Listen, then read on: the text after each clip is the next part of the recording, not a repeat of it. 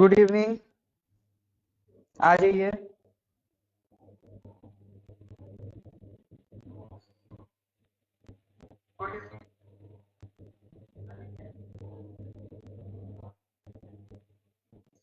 Good evening everyone.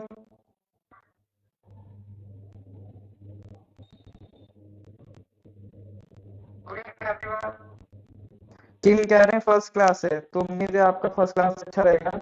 बाकी अभी हम फरवरी का कर रहे हैं, जनवरी का आप रिकॉर्डेड लेक्चर्स देख सकते हैं, वहां से आपका कवर हो जाएगा।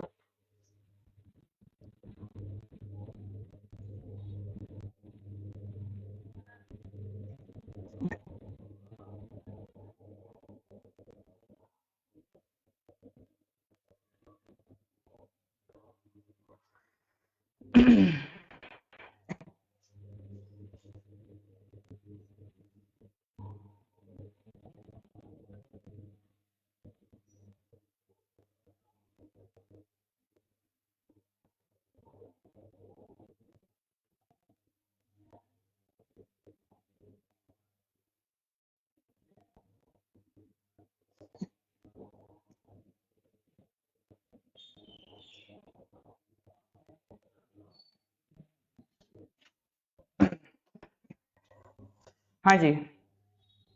Good evening. Good evening to everyone.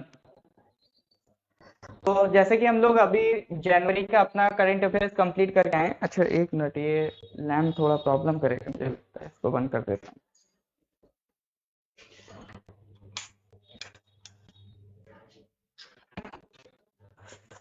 हाँ, अब ठीक है।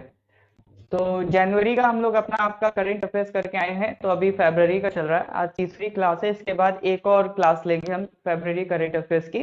उसके बाद मार्च पर पहुंचेंगे। तो अभी शेड्यूल तो आपको पता ही है, मॉर्निंग 8 to 10 जीके का क्लास चलता है, फिर 11 to 1 और 3 to 5 मैथ्स का क्लास है। उसके बाद इवनिंग 8 to 10 करंट अफेयर्स का क्लास है। तो सुबह वाला जो मॉर्निंग में 8 to 10 है, उसमें हम लोग जीके के क्वेश्चंस डिस्कस करते हैं। अभी पॉलिटी का क्वेश्चंस चल रहा है। अब कल से जीएस और सॉरी आपका किसका हिस्ट्री का डिस्कस करेंगे, हिस्ट्री और ज्योग्राफी, क्योंकि मैंने पूछा था हिस्ट्री का करना कि ज्योग्राफी का करना। लोग बराबरी से हिस्ट्री भी बोल रहे हैं, ज्योग्राफी भी बोल रहे हैं, तो अपन दोनों करेंगे, हिस्ट्री भी करेंगे ज्योग्राफी भी। आधे क्वेश्चन हिस्ट्री के ले लेंगे, आधे ज्योग्राफी के ले लेंगे। तो अभी फिलहाल हम लोग जैसे कि आपका पॉलिटी में 100 कर चुके हैं, इंपॉर्टेंट इंपॉर्टेंट। और कोई इंपॉर्टेंट लगेगा तो उनको भी कवर कर लेंगे। ये पूरी सीरीज हम आपका सब इंस्पेक्टर एग्जाम तक चलाते रहेंगे, जिसमें आपके अगर कोई ये कंप्लीट भी हो जाएगा तो और एक्स्ट्रा फर्दर कोर्सेज कराएंगे। एग्जाम में कुछ भी नहीं होने वाला, एग्जाम तक ये शेड्यूल आपका जीके का और मैथ्स का चलता ही रहेगा। चलिए। साउंड नहीं आ रहा है?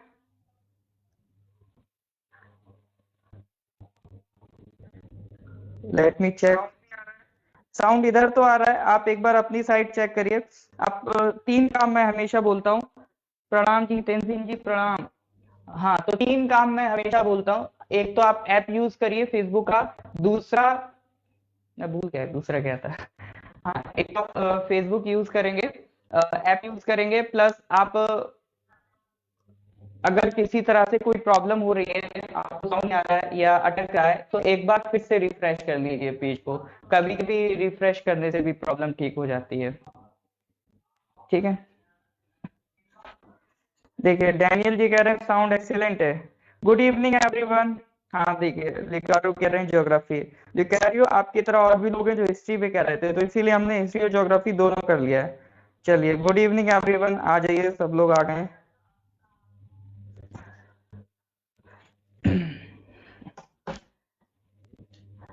देखिए जैसा कि हमेशा एक्सपेक्टेड होता है, अभी भी वही हो रहा है। जैसे शुरू की दो क्लासेस में तो सिर्फ अपना नोट्स चल रहा था, पीडीएफ की बात ही नहीं हो रही थी। लेकिन अब पीडीएफ की बात शुरू कर दी, पीडीएफ शुरू कर दिया, तो सारा मैसेज किससे भर गया? पीडीएफ से। ऐसा लग रहा है कि पीडीएफ अमृत है, पी लेंगे तो सिलेक्शन हो जाएगा।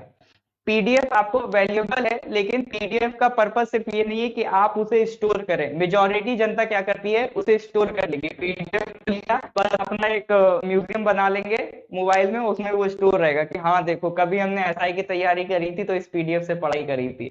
तो वो सब नहीं करना है, पीडीएफ को पढ़ना है और खत्म करना है, ठीक है। अब खत्म करना है, ये भी नहीं कि डिलीट कर दें। तो मेरा कहने का मतलब सिर्फ इतना ही है, रिवीजन ज्यादा करिए, पीडीएफ को सिर्फ अब देखने के पर्पज से या किसी शो केस के पर्पज से मत रखिए, ज्यादा से ज्यादा उसका रिवीजन करिए। ये जितने भी हम क्वेश्चंस कर रहे हैं एटलीस्ट इतनी तो गारंटी कर लीजिए कि इतना आपसे बन जाए। कई लोग पूछते हैं इतने से हो जाएगा क्या, उतने से हो जाएगा क्या? अरे भाई जितना आपको मिल रहा है पहले उतना तो कर लो आप, फिर बाद में सोचना कि आगे करना है कि नहीं करना है। तो पहले जितना आपके पास मटेरियल है उसमें इंश्योर हो जाइए कि ये मेरा परफेक्ट है, ये मेरे को करना है, ठीक है।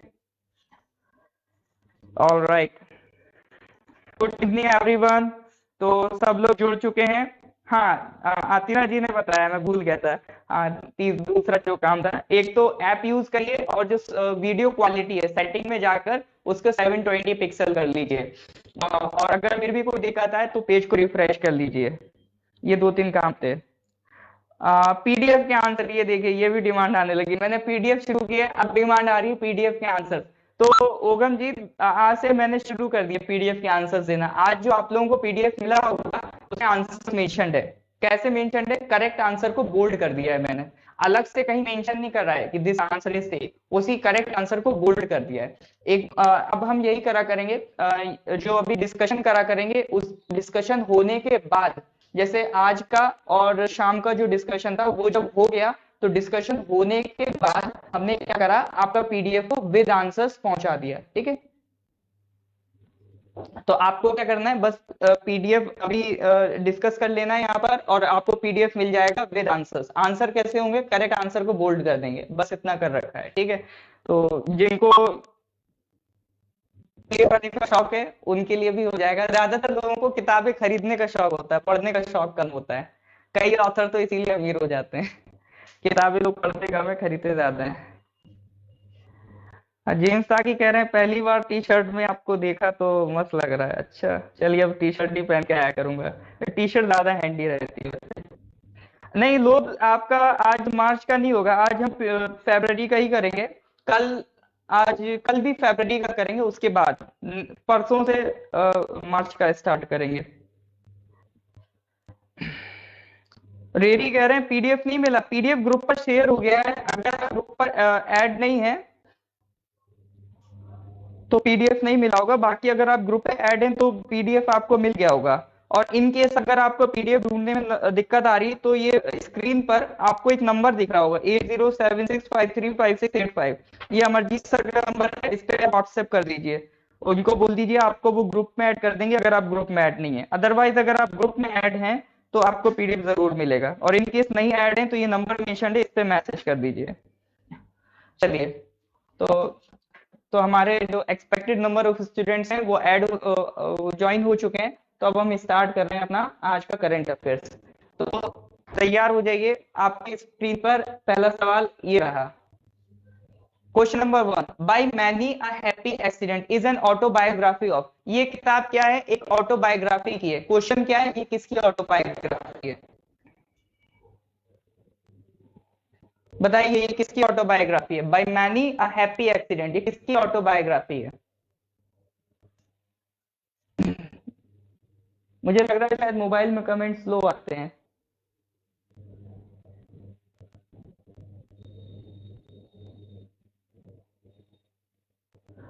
कल भी वही सेम टाइम, मॉर्निंग 8 AM और इवनिंग 8 PM, दो क्लास होता है जीके का। इंटरनेट अच्छा नहीं है? अगर इंटरनेट का प्रॉब्लम आ रहा है तो आप रिकॉर्डेड देख सकते हैं। भाई कह रहे हैं कौन सा वेबसाइट से आप टी शर्ट लिया है? अरे भैया यहाँ ये सब डिस्कस नहीं होता, कौन सा वेब, मैं कोई मॉडल और लिंक कर रहा हूँ कि आपको ये डिस्कस करूँ? करंट अफेयर्स का कोई सवाल पूछना हो तो पूछिए।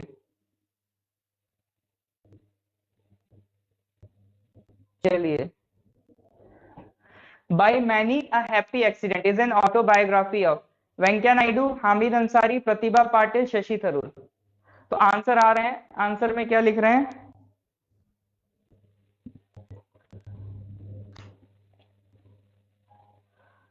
अच्छा रेडी कर रहे हैं, अच्छा रेडी। आप एक काम करिए, आप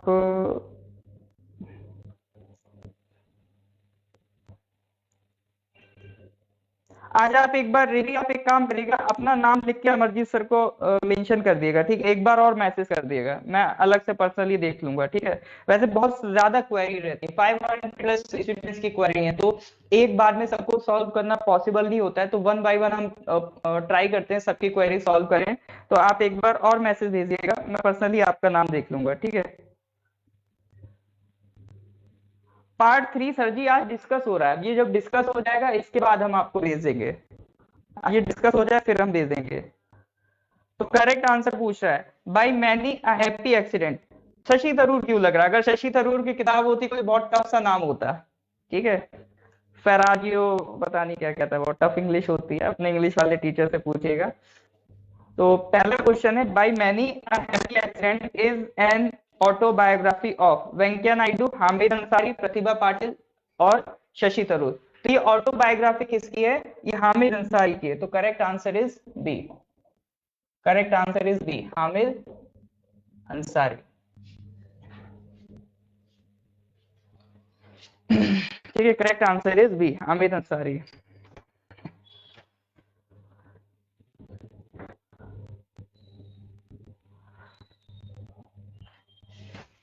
इतना लेग मेरा इधर सर का इंट्रो चल रहा है, पर कमेंट में क्वेश्चन का आंसर कमेंट हो रहा है।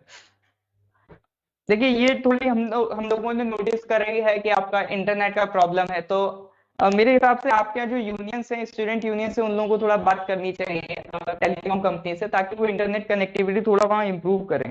एटलीस्ट ईटन नगर और नाहरलगुन में तो होना ही चाहिए। हाँ, तो Hamid Ansari is the correct answer. चलिए next question, which word has been named by Oxford Languages as the Hindi word of the year 2020? इस तरह के सवाल बहुत ज्यादा एक्सपेक्टेड है आने के लिए, क्योंकि ये बहुत मतलब चुलबुला सा बढ़िया सा सवाल है। टूटर सिरम ने पूछी, शशि थरूर कौन है? शशि थरूर आपके एक पॉलिटिशियन है, कांग्रेस के एमपी हैं, केरला से कांग्रेस के मेंबर ऑफ पार्लियामेंट है, इंडिया में फेमस रहते हैं अपनी इंग्लिश की वजह से, क्योंकि जितनी वोकैब स्ट्रांग हुई है उस मुकाबले की शायद ही इंडिया में किसी की स्ट्रांग वोकैब होगी, इसलिए न्यूज में काफी रहते हैं शशि थरूर। हाँ, तो अब इसमें आपको बताना है, विच वर्ड हैज बीन एड named by Oxford Languages as a Hindi word of the year 2020।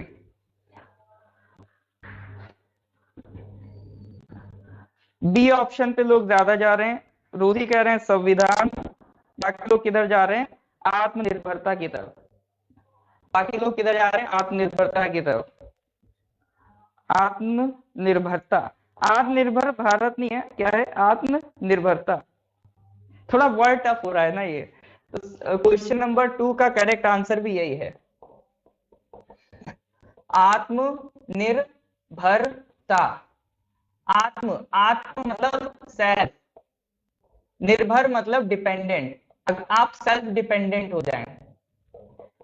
Self dependent होने का क्या मतलब है? ये प्रधानमंत्री ने ये वर्ड दिया है, एक तरीके से वर्ड तो पुराना है लेकिन फेमस किसने करा? प्रधानमंत्री ने। जब लास्ट जब फर्स्ट वेव आई थी, उसके बाद जब वो लाइव आए थे, और उन्होंने जब एक लाइव वीडियो अपना शेयर करा, उसमें उन्होंने एक बात कही थी, हमें एक आत्मनिर्भर भारत बनना है, सेल्फ रिलायंट इंडिया।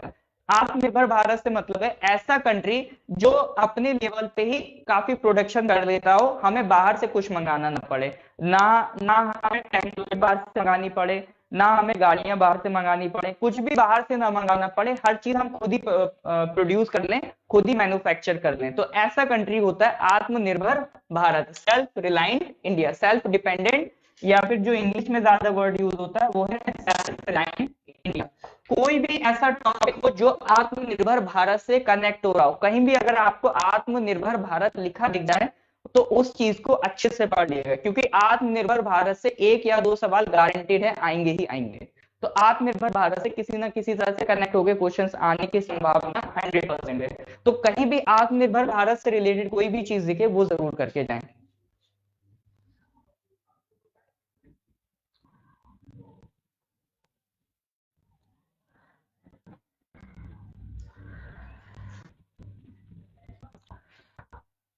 टोटा सिरम जी आपने गलत लिखा है, वो ये है, मिनिमम गवर्नमेंट एंड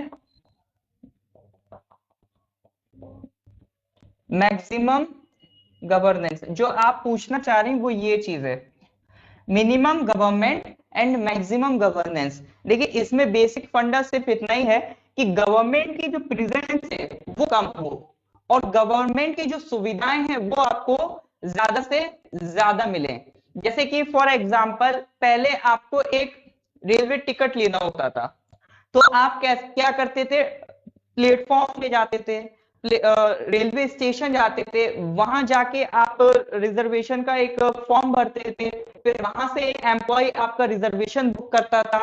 तो वहां पर क्या है, गवर्नमेंट का इंटरफेरेंस बहुत ज्यादा है। वहां पर एक एम्प्लॉय बैठा है, फिर उसके ऊपर एम्प्लॉय उसे चेक करेगा कि वैकेंसी अवेलेबल है या नहीं है। तो जब 3-4 एम्प्लॉयज मिल रहे हैं, एक ही काम कर रहे हैं, आपका टिकट बुकिंग, तो उस टिकट बुकिंग की सर्विस के लिए अगर हम एम्प्लॉय का नंबर कम कर दें तो वो क्या हो जाएगा, मिनिमम गवर्नमेंट। और वहां पर आपकी सुविधाएं क्या हो गई, मैक्सिमम। जैसे अगर आप इंटरनेट से टिकट बुक करने लगे तो इंटरनेट से आपके पास सुविधाएं ज्यादा हो गई। अब आप इंटरनेट से सिर्फ टिकट बुक नहीं कर रहे हैं, खाना भी ऑर्डर कर रहे हैं, अपनी पसंद की गाड़ी भी बुक कर पा रहे हैं और चेक कर पा रहे हैं कि अगर आपकी वेटिंग लिस्ट है तो वो कंफर्म हुई या नहीं हुई। तो यहां पर आपकी सुविधाएं जब बढ़ जाती हैं तो वो कहलाता है मैक्सिमम गवर्नेंस। अब वहां पे गवर्नमेंट का इन्वॉल्वमेंट कम हो जाता है। मिनिमम गवर्नमेंट से इनडायरेक्टली अगर हम कहें तो मतलब ये है कि डिजिटल टेक्नोलॉजी को बढ़ावा दो, क्योंकि डिजिटल टेक्नोलॉजी आपका जितना आएगा, जो एम्प्लॉय का काम है वो उतना ही कम होता जाएगा। जैसे कि मेट्रो का एग्जाम्पल ले लीजिए, दिल्ली मेट्रो प्लान कर रहा है कुछ सालों में बिल्कुल ड्राइवरलेस मेट्रो कर दी जाए, तो उसमें एम्प्लॉयज कम हो जाएंगे, सब टेक्नोलॉजी पे चलेगा। तो मिनिमम गवर्नमेंट का मतलब है आप लोगों का यूज कम करिए, टेक्नोलॉजी का यूज ज्यादा करिए। टेक्नोलॉजी का यूज करने से क्या होगा, आपका काम भी तेजी से होगा, तो आपकी गवर्नेंस भी मैक्सिमम होगी। चलिए, देखिए टॉम एंड जेरी वाला साउंड आ रहा है, टॉम एंड जेरी तो यहाँ चल भी नहीं रहा है, तो एक बार आप फिर से रीलॉग इन करके देखिए, ऐप में यूज करिए, फिर से रीलॉग इन करिए, क्योंकि बाकी लोगों का तो ठीक चल रहा है। हम भी अपना इधर साइड में देख कर चल रहे हैं, हमारी साइड तो बढ़िया चल रहा है। साउंड ओवरलैप हो रहा है, वो आपकी तरफ से कोई दिक्कत आ रहा है। इधर से तो ठीक चल रहा है। माइक्रोफोन थोड़ा साइड में रखना है, और कितना साइड में रखूं, एक मिनट मैं चेक कर लेता हूँ खुद ही। माइक्रोफोन थोड़ा साइड में रखना है। अच्छा, साउंड साउंड थोड़ा क्रैक हो रहा है। अच्छा, अच्छा, साउंड थोड़ा क्रैक हो रहा है। ओह, साउंड और खराब होता जा रहा है। तो एक मिनट रुकिए। माइक्रोफोन में पसीना चला हो गया। एक मिनट मैं चेक करता हूँ इसको।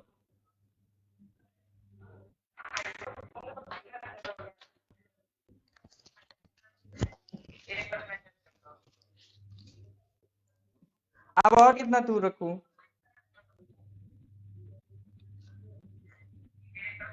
साइड में किधर लगाऊं माइक। अब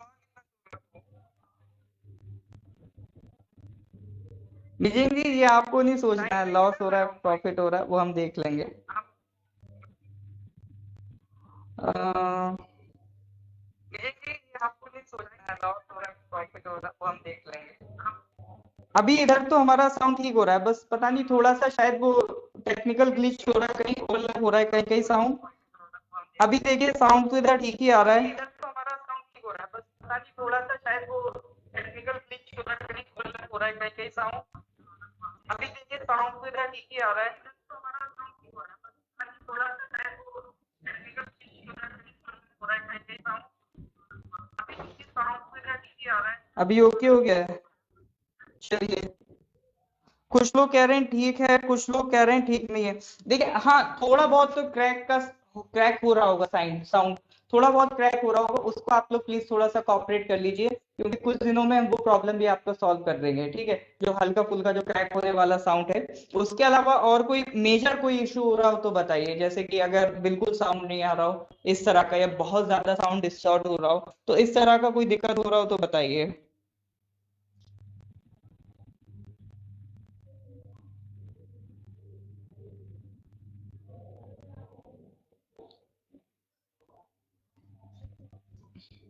नहीं एकरो जी, कोई परेशान होने वाली बात नहीं, सबका अपना अधिकार है बात कहने का। अगर कोई हमारी गलती बताएगा तभी तो हम उसको करेक्ट करेंगे। देखिए तेंजिन जी कह रहे हैं अभी ठीक है, सबका अपना अधिकार है बात कहने का। अगर कोई हमारी गलती, चलिए अभी तो लोग ठीक कह रहे हैं। हाँ थोड़ा सा बस ट्रैक वाल में कॉपरेट कर लीजिए, वो थोड़ा सा शायद मेरे ख्याल से लैपटॉप का दिक्कत है, किसका दिक्कत है, वो भी कुछ दिनों में उसको भी हम ठीक कर लेंगे। एक्चुअली क्या है ना, इसको जो क्वेश्चन आपकी स्क्रीन पे दिख रहा है, ये सिस्टम बनाने के लिए लैपटॉप यूज करना पड़ता है, और लैपटॉप में ही हो सकता है उसका प्रॉब्लम हो रहा। अगर हम डायरेक्ट लाइव जाते हैं ना तो क्वेश्चन हमें लिखना पड़ता है, उसमें टाइम हमारा बहुत वेस्ट हो जाता है, तो हमारे साथ साथ वो आपका भी टाइम वेस्ट हो रहा है। तो इसीलिए हम आपका कह रहे हैं थोड़ा सा साउंड से कॉपरेट कर लीजिए, ताकि क्वेश्चंस आपको दिखता रहे, ताकि डिस्कशन हमारा जल्दी चलता रहे, टाइम पे कंप्लीट हो जाए, ज्यादा क्वेश्चन डिस्कस हो जाएंगे, क्योंकि टाइम तो हमारे पास लिमिटेड ही है। उसी लिमिटेड टाइम में हमें ज्यादा से ज्यादा आपके क्वेश्चन डिस्कस करने हैं, जितने ज्यादा पॉसिबल हो जाए।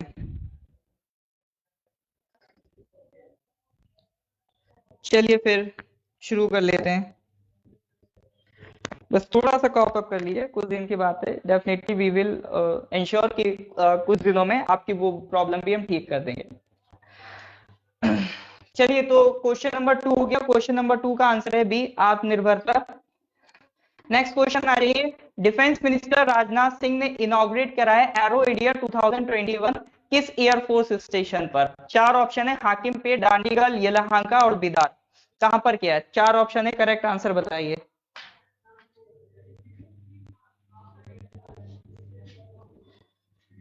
हाँ सिंह जी, बहुत बहुत धन्यवाद आपका।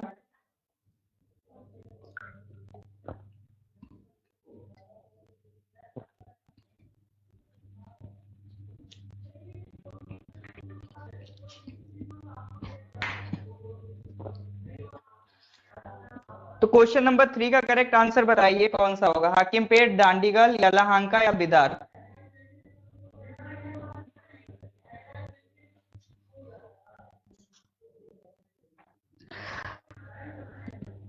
अपनी बात रखना कंप्लेन नहीं कहलाता, ऐसा नहीं है कोई कंप्लेन है, आप सबको अपनी बात रखने का अधिकार है। अब अगर कंप्लेन नहीं करेंगे तो हम आगे से इम्प्रूव कैसे करेंगे? हम तो कहते हैं अगर आपको कोई भी प्रॉब्लम हो रही है तो प्लीज कंप्लेन कीजिए, क्योंकि क्रिटिसिज्म एक ट्रेजर होता है एक पर्सन के लिए। अगर आप हमें हमारी गलतियां बताएंगे तो हम उसको इम्प्रूव करेंगे। एक टिपिकल माइंडसेट और एक ब्रॉड माइंडसेट में ये डिफरेंट है। ब्रॉड माइंडसेट क्रिटिसिज्म को एज ए पॉजिटिव लेता है। बचपन से अभी तक मैंने जितना भी क्रिटिसिज्म या अपना कोई भी कोई कमी देखा है, किसी ने भी बताया, और फॉर्चुनेटली दोस्त भी ऐसे मिले जो बताते चले गए तुम ये गलत कर रहे हो, वो गलत कर रहे हो, तो टाइम टू टाइम हम उसको इम्प्रूव करते चले गए। और क्रिटिसिज्म आपकी लाइफ का पार्ट है, उससे बुरा नहीं लगना चाहिए। तो अगर कोई दिक्कत है तो जरूर यूज करिए, जरूर बताइए। हाँ लोग सही कर रहे हैं, अगर हाँ हेडफोन हो तो प्लीज पॉसिबल हो तो हेडफोन यूज करिए, हेडफोन में आवाज ज्यादा सही आती है। हाँ तो इसका आंसर बताना है, defence minister Rajnath Singh inaugurated the arrow India 2021 eight which air force station? हाकिम पेट, डांडीगल, येलहंका, बिदार। तो सारे लोग आंसर सी बता रहे हैं। अच्छा ये वाकई में आप लोगों को आंसर पता होता है या फिर सभी गूगल कर रहे हैं? क्योंकि मैं देख रहा हूँ गलत तो लोग कम ही बताते हैं, सही ज्यादा बताते हैं। तो अगर आप लोगों को वाकई में आंसर पता है तो आप लोग एग्जाम बिल्कुल भयंकर वाला फोड़ने वाले हैं, या फिर गूगल वाला मामला चल रहा है। चलिए तो क्वेश्चन नंबर 3 का आंसर क्या है? सी, यलहंका। देखिए एक एयरफोर्स का शो ऑर्गेनाइज हो रहा है, एरो इंडिया 2021। ये हुआ था आपका येलहंका एयरफोर्स स्टेशन, ये कहां पर है? बेंगलुरु में। बेंगलुरु में आपका येलहंका एयरफोर्स स्टेशन। इसमें इन्होंने क्या कर रहा है, इसमें अलग अलग जो दुनिया भर की बड़ी बड़ी कंपनीज हैं, एयर जो आपका एयरक्राफ्ट बनाने वाली कंपनीज है, लाइक यूएसए में आपका लॉकहीड मार्टिन है, बोइंग है, आपका फ्रांस में डसॉल्ट है। तो ये जो बड़ी बड़ी कंपनीज है उनको इंडिया में इनवाइट करा और उनको इंडिया के जो एयरक्राफ्ट है उनके फीचर्स वगैरह दिखाए, उनके साथ एक प्रॉपर डिस्कशन करा, उनके एयरक्राफ्ट के बारे में जाना, कुछ डील्स करनी थी, वो डील्स हमने उनके एयरक्राफ्ट के साथ करी। तो एक एयर शो काइंड ऑफ चीज ऑर्गेनाइज हुई थी, और इसमें स्पेशल बात ये थी कि सिविलियन पीपल भी इसमें इनवाइटेड थे, सिविलियंस भी इसमें गए थे। तो ये था आपका एरो इंडिया। हाँ भाई, गूगल बाबा जिंदाबाद। चलिए कोई नहीं, मेन चीज है आंसर अल्टीमेटली आपको पता होना चाहिए। अभी पता कि नहीं पता था वो मायने नहीं रखता, एग्जाम से पहले पता होना चाहिए वो मायने रखता है। नेक्स्ट आ जाइए, under the mega investment textile parks scheme how many textile parks will be established over 3 years। Mega investment textile park scheme के अंडर कितने टेक्सटाइल पार्क बनाने हैं 3 साल में। ये एक्चुअली अभी ये रिसेंटली जो फरवरी में बजट आया है उसमें अनाउंस हुआ है। फरवरी का जो बजट आया था उसमें एक मित्र स्कीम आई थी, उसमें करना क्या है, टेक्सटाइल पार्क, टेक्सटाइल मतलब कपड़ा बनाने के पार्क डेवलप करेंगे। पार्क कहने का मतलब है बड़ी बड़ी इंडस्ट्रीज, एक टेक्सटाइल इंडस्ट्रीज डेवलप करेंगे और टेक्सटाइल इंडस्ट्री से रिलेटेड और भी जो साइड इंडस्ट्रीज है उन्हें डेवलप करेंगे। तो वो कुल मिला के क्या बनते हैं, पार्क बनते हैं। वो क्या कहलाएंगे, टेक्सटाइल पार्क। तो पूछ रहा है पूरे देश में कितने टेक्सटाइल पार्क बनाने हैं। कुछ लोग कह रहे हैं 8, कुछ लोग कह रहे हैं आपका 5 और कुछ कह रहे हैं 7। बी ऑप्शन की तरफ 5 की तरफ लोग ज्यादा जा रहे हैं। गुची जमुना कह रहे हैं 7, किम कह रहे हैं क्वेश्चन मार्क। कोई बात नहीं, क्वेश्चन मार्क पे पता चल जाएगा। किम कोई दिक्कत नहीं, नहीं पता कोई बात नहीं, अभी मैं बताता हूँ आंसर। हम्म हमें लग रहा आप लोग गूगल का बंद कर दिया लग रहा। अब करेक्ट आंसर कब हो गए, लग रहा आप गूगल नहीं देख रहे हैं। कोई दिक्कत नहीं, गूगल यूज कर सकते हैं, कोई दिक्कत नहीं है। चलिए तो करेक्ट आंसर बताता हूँ। तो इस स्कीम के तहत हमने जो प्लान किया है 7 मेगा पार्क्स बनाएंगे। 7 कौन सा ऑप्शन है, सी ऑप्शन है। तो 4 का आंसर है 7 मेगा पार्क्स बनाएंगे। स्कीम का नाम क्या है, मित्रा। तो मित्रा स्कीम याद रखेंगे क्या है, full form mega investment textile parks, mega investment textile parks, ठीक है।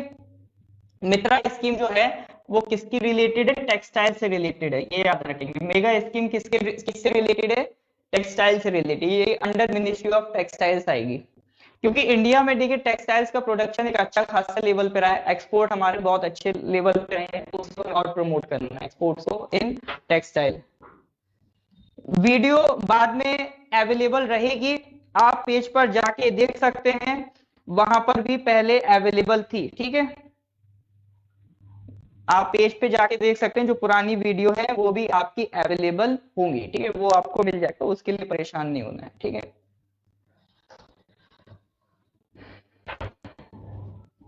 चलिए नेक्स्ट क्वेश्चन।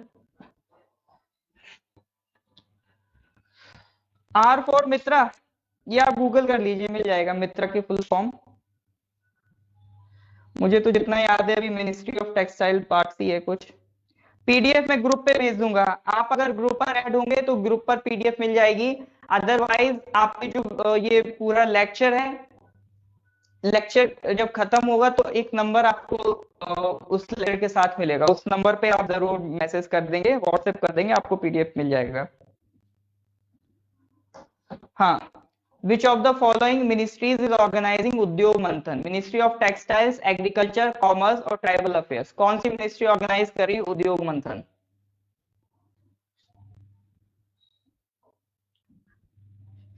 उद्योग मंथन कौन सी मिनिस्ट्री ऑर्गेनाइज कर रही है।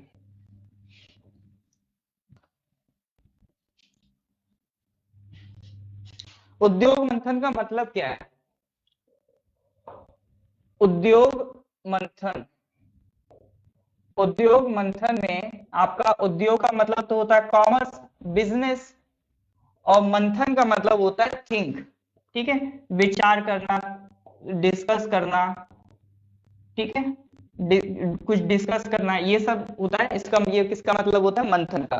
तो उद्योग मंथन का मतलब है आप कॉमर्स से रिलेटेड बात डिस्कस कर रहे होंगे, तो उद्योग मंथन एक स्कीम है जिसमें कॉमर्स से रिलेटेड वेबिनार्स होंगे, मतलब इंटरनेट पे सेमिनार्स टाइप के होंगे, तो उन्हें क्या कहते हैं, वेबिनार्स कहते हैं। वेबसाइट पे seminar is equal to webinars. तो डिफरेंट डिफरेंट सेक्टर्स में वेबिनार्स अरेंज किए जाएंगे, और ये किससे रिलेटेड बातें हैं, कॉमर्स से रिलेटेड बातें। तो ऑब्वियसली किस मिनिस्ट्री का रहेगा? हाँ, तो करेक्ट आंसर आपका सी है। 5 का करेक्ट आंसर सी है, मिनिस्ट्री ऑफ कॉमर्स। ये सब किसके अंडर आएगा? मिनिस्ट्री ऑफ कॉमर्स के अंडर। ठीक है, क्वेश्चन नंबर 5 का answer C, ministry of commerce.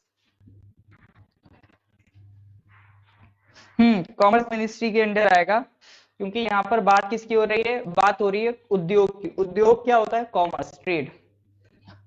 चलिए, आज के सवाल बहुत ज्यादा कंसेप्चुअल नहीं, बहुत ज्यादा फैक्चुअल हैं, तो ज्यादा टाइम नहीं लगना चाहिए। Next question, which country hosted the Indian Ocean region defence ministers conclave 2021? Maldives, India, Comoros, Australia. बताइए करेक्ट आंसर। किस कंट्री ने होस्ट किया था Indian Ocean region defence ministers conclave?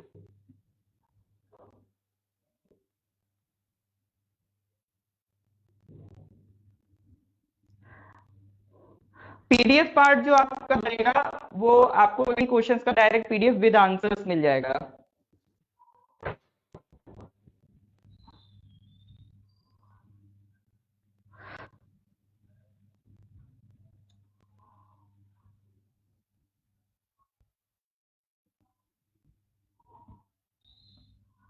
India. हम्म, बढ़िया। तो करेक्ट आंसर क्या है क्वेश्चन नंबर 6 का? India, option B. Correct answer is India. देखिए, जो आपका ये इंडियन ओशन रीजन में डिफेंस मिनिस्टर कॉन्क्लेव हो रहा है, ये उसी की साइड लाइन पे हो रहा है। जो अभी हमने एरो इंडिया दिखा था, एरो इंडिया कॉम्पिटिशन ऑर्गेनाइज हो रहा था, तो उसी की साइड लाइन में आपका क्या ऑर्गेनाइज हो रहा है? ये defence minister conclave of Indian Ocean region. यहाँ पर हम इंडियन ओशियन वाले जो इलाका है हमारा इंडिया से रिलेटेड, उसकी सिक्योरिटी की डिस्कशन करेंगे, क्योंकि रिसेंटली इंडियन ओशियन रीजन को हमें बचाना होता है चाइना से। चाइना की भी नजर उस पर रहती है, और तो हमारी सिक्योरिटी बहुत ज्यादा टाइट है। नेवी इंडियन ओशियन रीजन में बहुत ज्यादा टाइट रहती है, क्योंकि इंडिया अपनी डोमिनेंस सेटल करना चाहता है in the Indian Ocean region. Even हमारे प्राइम मिनिस्टर ने एक इसकी मतलब एक कह सकते इनिशिएटिव भी स्टार्ट करा था, सागर इनिशिएटिव। सागर क्या है? Security and growth for all in the region. देखिए, इंडिया का क्या रहता है कि ऐसा ना हो कि इंडियन ओशन रीजन में आपका चाइना अपना डोमिनेंस स्टेबल कर ले, उसकी वजह से फिर वो बाकी कंट्रीज और इंडिया को दिक्कत करेगा, ट्रेड वगैरह में दिक्कत करेगा। तो इसीलिए एक सागर इनिशिएटिव इंडिया ने स्टार्ट करा था, मोदी जी ने स्टार्ट करा था, security and growth for all in the region. यानी जो इंडियन ओशन रीजन है, उसमें जितने भी लोग इन्वॉल्व हैं, वो सभी उसका फायदा उठाएं, और सभी की सिक्योरिटी और ग्रोथ एंश्योर हो। ऐसा नहीं हो कि सोशल में किसी एक कंट्री का डोमिनेंस हो। ये इंडिया ने कहा था। ठीक है, चलिए, 1 करोड़ जीत रहे हैं लोग। तो question number 6 correct answer is B. जो आपका क्या था अभी, एरो इंडिया हो रहा था एक्सरसाइज, उसी के साइड में आपका इंडियन ओशन रीजन की समिट हुई थी। यहाँ पर हमने इंडियन ओशन रीजन की सिक्योरिटी से रिलेटेड बातें डिस्कस की थी। इवेंट कहाँ पर हुआ है? आपका इंडिया में। Next question, which district has top the ranking of aspirational districts release by NITI Aayog इन दिसंबर 2020? दिसंबर 2020 में रैंकिंग रिलीज हुई थी, उसमें किसने टॉप किया है? एस्पिरेशनल डिस्ट्रिक्ट कौन सा है जिसने टॉप किया है? ये एस्पिरेशनल डिस्ट्रिक्ट क्या होते हैं? देखिए, सोशियो इकोनॉमिक बेसिस पे, यानी सोसाइटी और इकोनॉमी, इन सब को मिला के बेसिस बना के कुछ डिस्ट्रिक्ट सिलेक्ट किए गए हैं, उनको हम कहते हैं एस्पिरेशनल डिस्ट्रिक्ट। और उनपे एक स्पेशल ध्यान देना, यानी कह सकते हैं इंडिया के सबसे बैकवर्ड डिस्ट्रिक्ट्स की एक लिस्ट हमने प्रिपेयर की है, क्योंकि हम चाहते हैं उन पर एक स्पेशल ध्यान दिया जाए, उनको एक अलग से लेवल पे हमें बूस्ट देना चाहिए। तो ऐसी डिस्ट्रिक्ट कहलाती हैं aspirational districts. Aspirational districts India में इस टाइम कितनी है? ऐसे ही आपका 115 है, 115 एस्पिरेशनल डिस्ट्रिक्ट है इस टाइम आपका इंडिया में। और इन एस्पिरेशनल डिस्ट्रिक्ट्स पे आपका नीति आयोग बहुत ज्यादा इन्वॉल्व रहता है, तो वो इन पे रैंकिंग निकालता रहता है कि कौन सी डिस्ट्रिक्ट कैसा परफॉर्म कर रही है। तो इसीलिए आपका दिसंबर 2020 में रैंकिंग आई थी, उसमें 4 ऑप्शन दिए गए हैं, तो आपको बताना कौन सी डिस्ट्रिक्ट ने टॉप किया है। श्रावस्ती, गढ़वा, धलाई या बक्सा। तो ज्यादातर लोग बी की तरफ जा रहे हैं, श्रावस्ती। कोई गढ़वा पे भी जा रहा है। तो आपका question number 7, correct answer is B, Shravasti. Shravasti कहां पर है आपका? यूपी में। Shravasti is in UP. तो ये एक डेल्टा रैंकिंग निकलती, डेल्टा रैंकिंग एस्पिरेशनल डिस्ट्रिक्ट की, उसमें टॉप किसने किया था? श्रावस्ती एक डिस्ट्रिक्ट है यूपी में।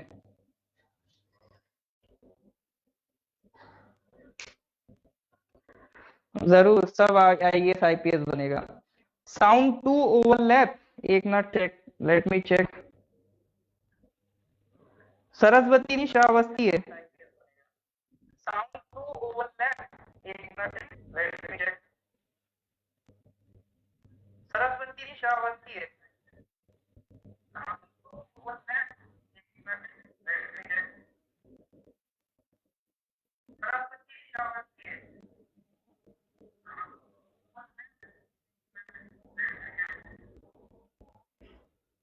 हम्म,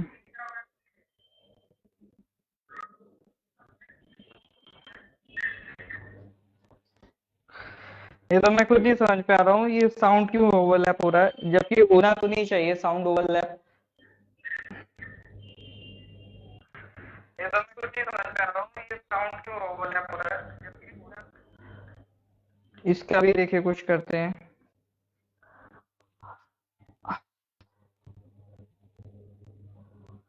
उसके लिए फिर एक ही चीज पॉसिबल है, या तो हम फिर से भी लॉग इन करें इसको।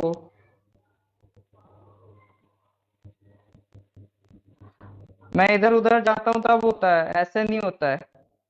अच्छा चलिए, चलिए यूट्यूब में भी ट्राई कर लेंगे आगे। आप कह रहे हैं इधर उधर जाता हूँ, अरे हैक कौन करेगा? अरे भैया इतने बड़े चैनल नहीं बन गए जो हैक कर ले कोई। इधर उधर जाता हूँ तो आता है। चलिए ठीक है, तो मैं इधर एक काम करता हूँ, साइड जाता हूँ, ठीक है, इधर साइड में लिखता रहूंगा, इधर आपका क्वेश्चन चलता रहेगा, मैं साइड में लिखता रहूंगा, मैं कहीं नहीं जा रहा हूँ, बस पानी भी इधर रख लेता हूँ, ठीक है। अब बताइएगा, अगर अब ज्यादा ओवरलैप हो तो बताइएगा। चलिए, श्रावस्ती कहाँ है? यूपी में। Next question 8, who has become India's youngest female pilot at the age of 25? चलिए कंटिन्यू कर दिया। अब आप बताइए, who has become India's youngest female pilot at the age of 25? Diksha Nigam, मेघना पांडे, कोमल शर्मा, आयशा अजीज।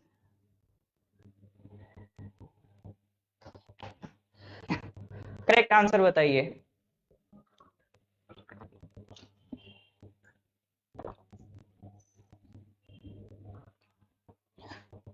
D option. ये तो नॉर्मल सा सवाल है।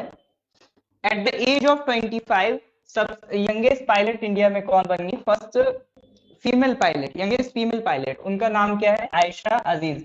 She is from Jammu and Kashmir.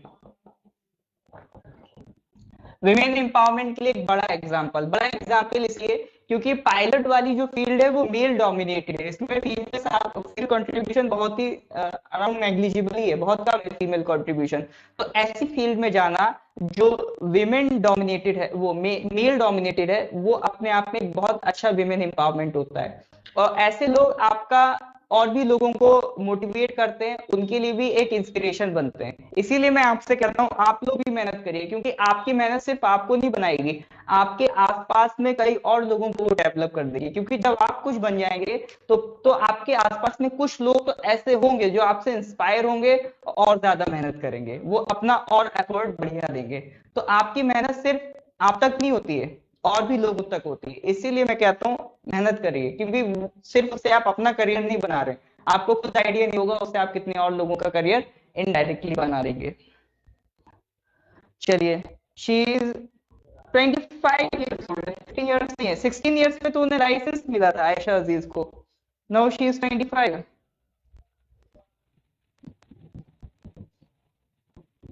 चलिए नेक्स्ट क्वेश्चन पे आते हैं। Who is the author of the book beautiful things? Beautiful things एक बुक है, उसका ऑथर बताना कौन है?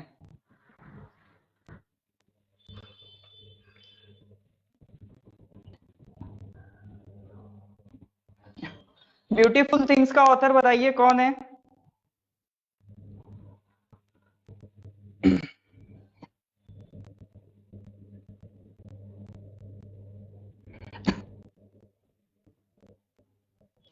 Hunter Biden.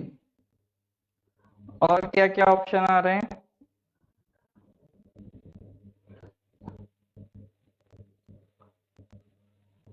D option Michelle Obama. हाँ, अब इसमें क्या ही ज्यादा पूछना है। 9 का करेक्ट आंसर है आपका C, Hunter Biden. Hunter Biden is the correct answer. Hunter Biden कौन है? जो आपका यूएसए प्रेसिडेंट है, यूएसए के प्रेसिडेंट जो बिडेन उनके बेटे हैं। He is the son of Joe Biden. अच्छा, जो बिडेन की पार्टी कौन सी है, डेमोक्रेट या रिपब्लिक, ये बता दीजिए। जो बिडेन की पार्टी का नाम, डेमोक्रेट से बिलोंग करते हैं या रिपब्लिक से बिलोंग करते हैं, ये भी क्वेश्चन कभी कभी आ जाता है।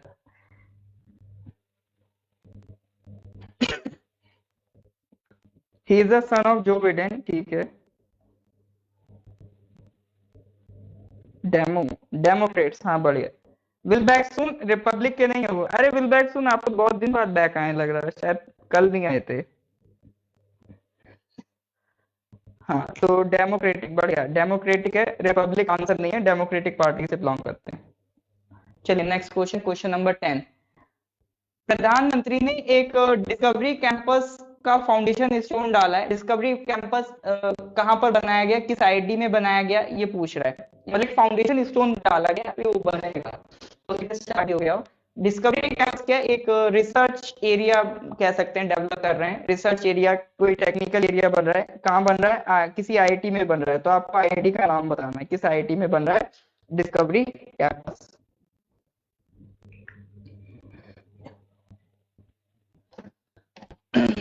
तो डिस्कवरी कैंपस पूछ रहा है किस आईआईटी में बन रहा है, जल्दी से बताइए।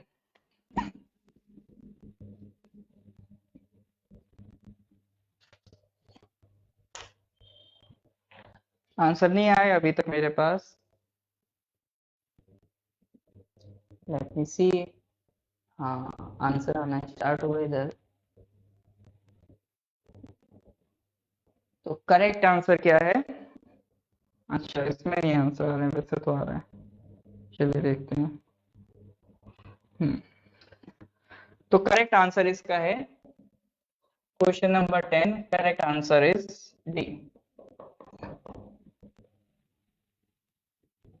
आईआईटी मद्रास।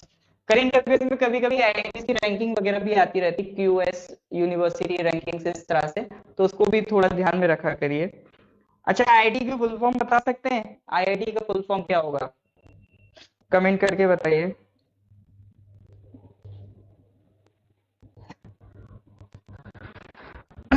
आईआईटी मद्रास का फुल फॉर्म।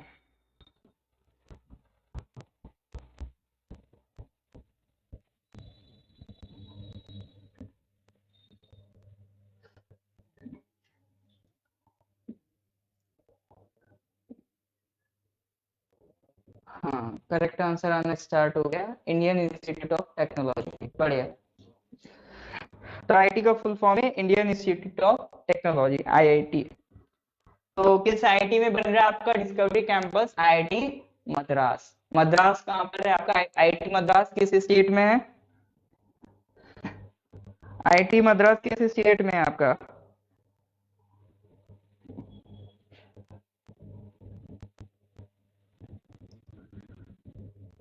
गूगल का पूरे अच्छे से यूज हो रहा है, पॉजिटिव यूज करिए, कोई दिक्कत नहीं है। हाँ, तमिलनाडु, ठीक है। आईआईटी मद्रास कहाँ पर है आपका? तमिलनाडु में, बहुत बढ़िया। IIT Madras is in Tamil Nadu. चलिए ठीक है, अब क्वेश्चन नंबर 11 पे आते हैं। क्वेश्चन नंबर 11, क्वेश्चन नंबर 11 क्या कह रहा है? which bank along with Confederation of Women Entrepreneurs of India has launched a mega campaign स्वावलंबन सशक्त। एक मेगा कैंपेन है स्वावलंबन सशक्त, स्वावलंबन सशक्त। ऐसी कोई स्कीम या कैंपेन जिसमें टफ हिंदी का नाम हो उसको अच्छे से पढ़ लीजिएगा, चांसेस उसके ज्यादा रहते हैं। थोड़ा सा क्लासिक लगता है सुनने में, स्वावलंबन सशक्त। सशक्त का मतलब शायद एनर्जेटिक होता है। तो ये पूछ रहा है ये जो मेगा कैंपेन है स्वावलंबन सशक्त, इसमें एक तो आपका confederation of women entrepreneurs of India involve है, एक नॉन प्रॉफिट ऑर्गेनाइजेशन है, उसका नाम क्वेश्चन में मेंशन है। तो वो ये पूछ रहा है आपका ये कैंपेन किस बैंक के साथ ऑर्गेनाइज किया गया है, ठीक है, किसने लॉन्च किया, किस बैंक के साथ ये लॉन्च किया गया है। तो बैंक का नाम आपको बताना है, आरबीआई है, एसबीआई है, सिडबी है या पीएनबी है। तो बैंक का नाम आपको बताना है। एक कैंपेन चला है स्वावलंबन सशक्त, तो स्वावलंबन सशक्त जो है किस बैंक के साथ लॉन्च किया गया है ये पूछ रहा है। सरकारी है तो इसका मतलब ये नहीं कि state bank of India he answer होगा। देखिए स्वावलंबन सशक्त जो कैंपेन है ये आया है to promote stand up India, ठीक है, किसको प्रमोट करने के लिए आया है ये आया है to promote stand up India, stand up India promote करने के लिए आया है आपका स्वावलंबन सशक्त। पहली बात, स्टैंड अप इंडिया क्या है, ये एक स्कीम है जो बनाई गई है टू इनकरेज एंटरप्रेन्योरशिप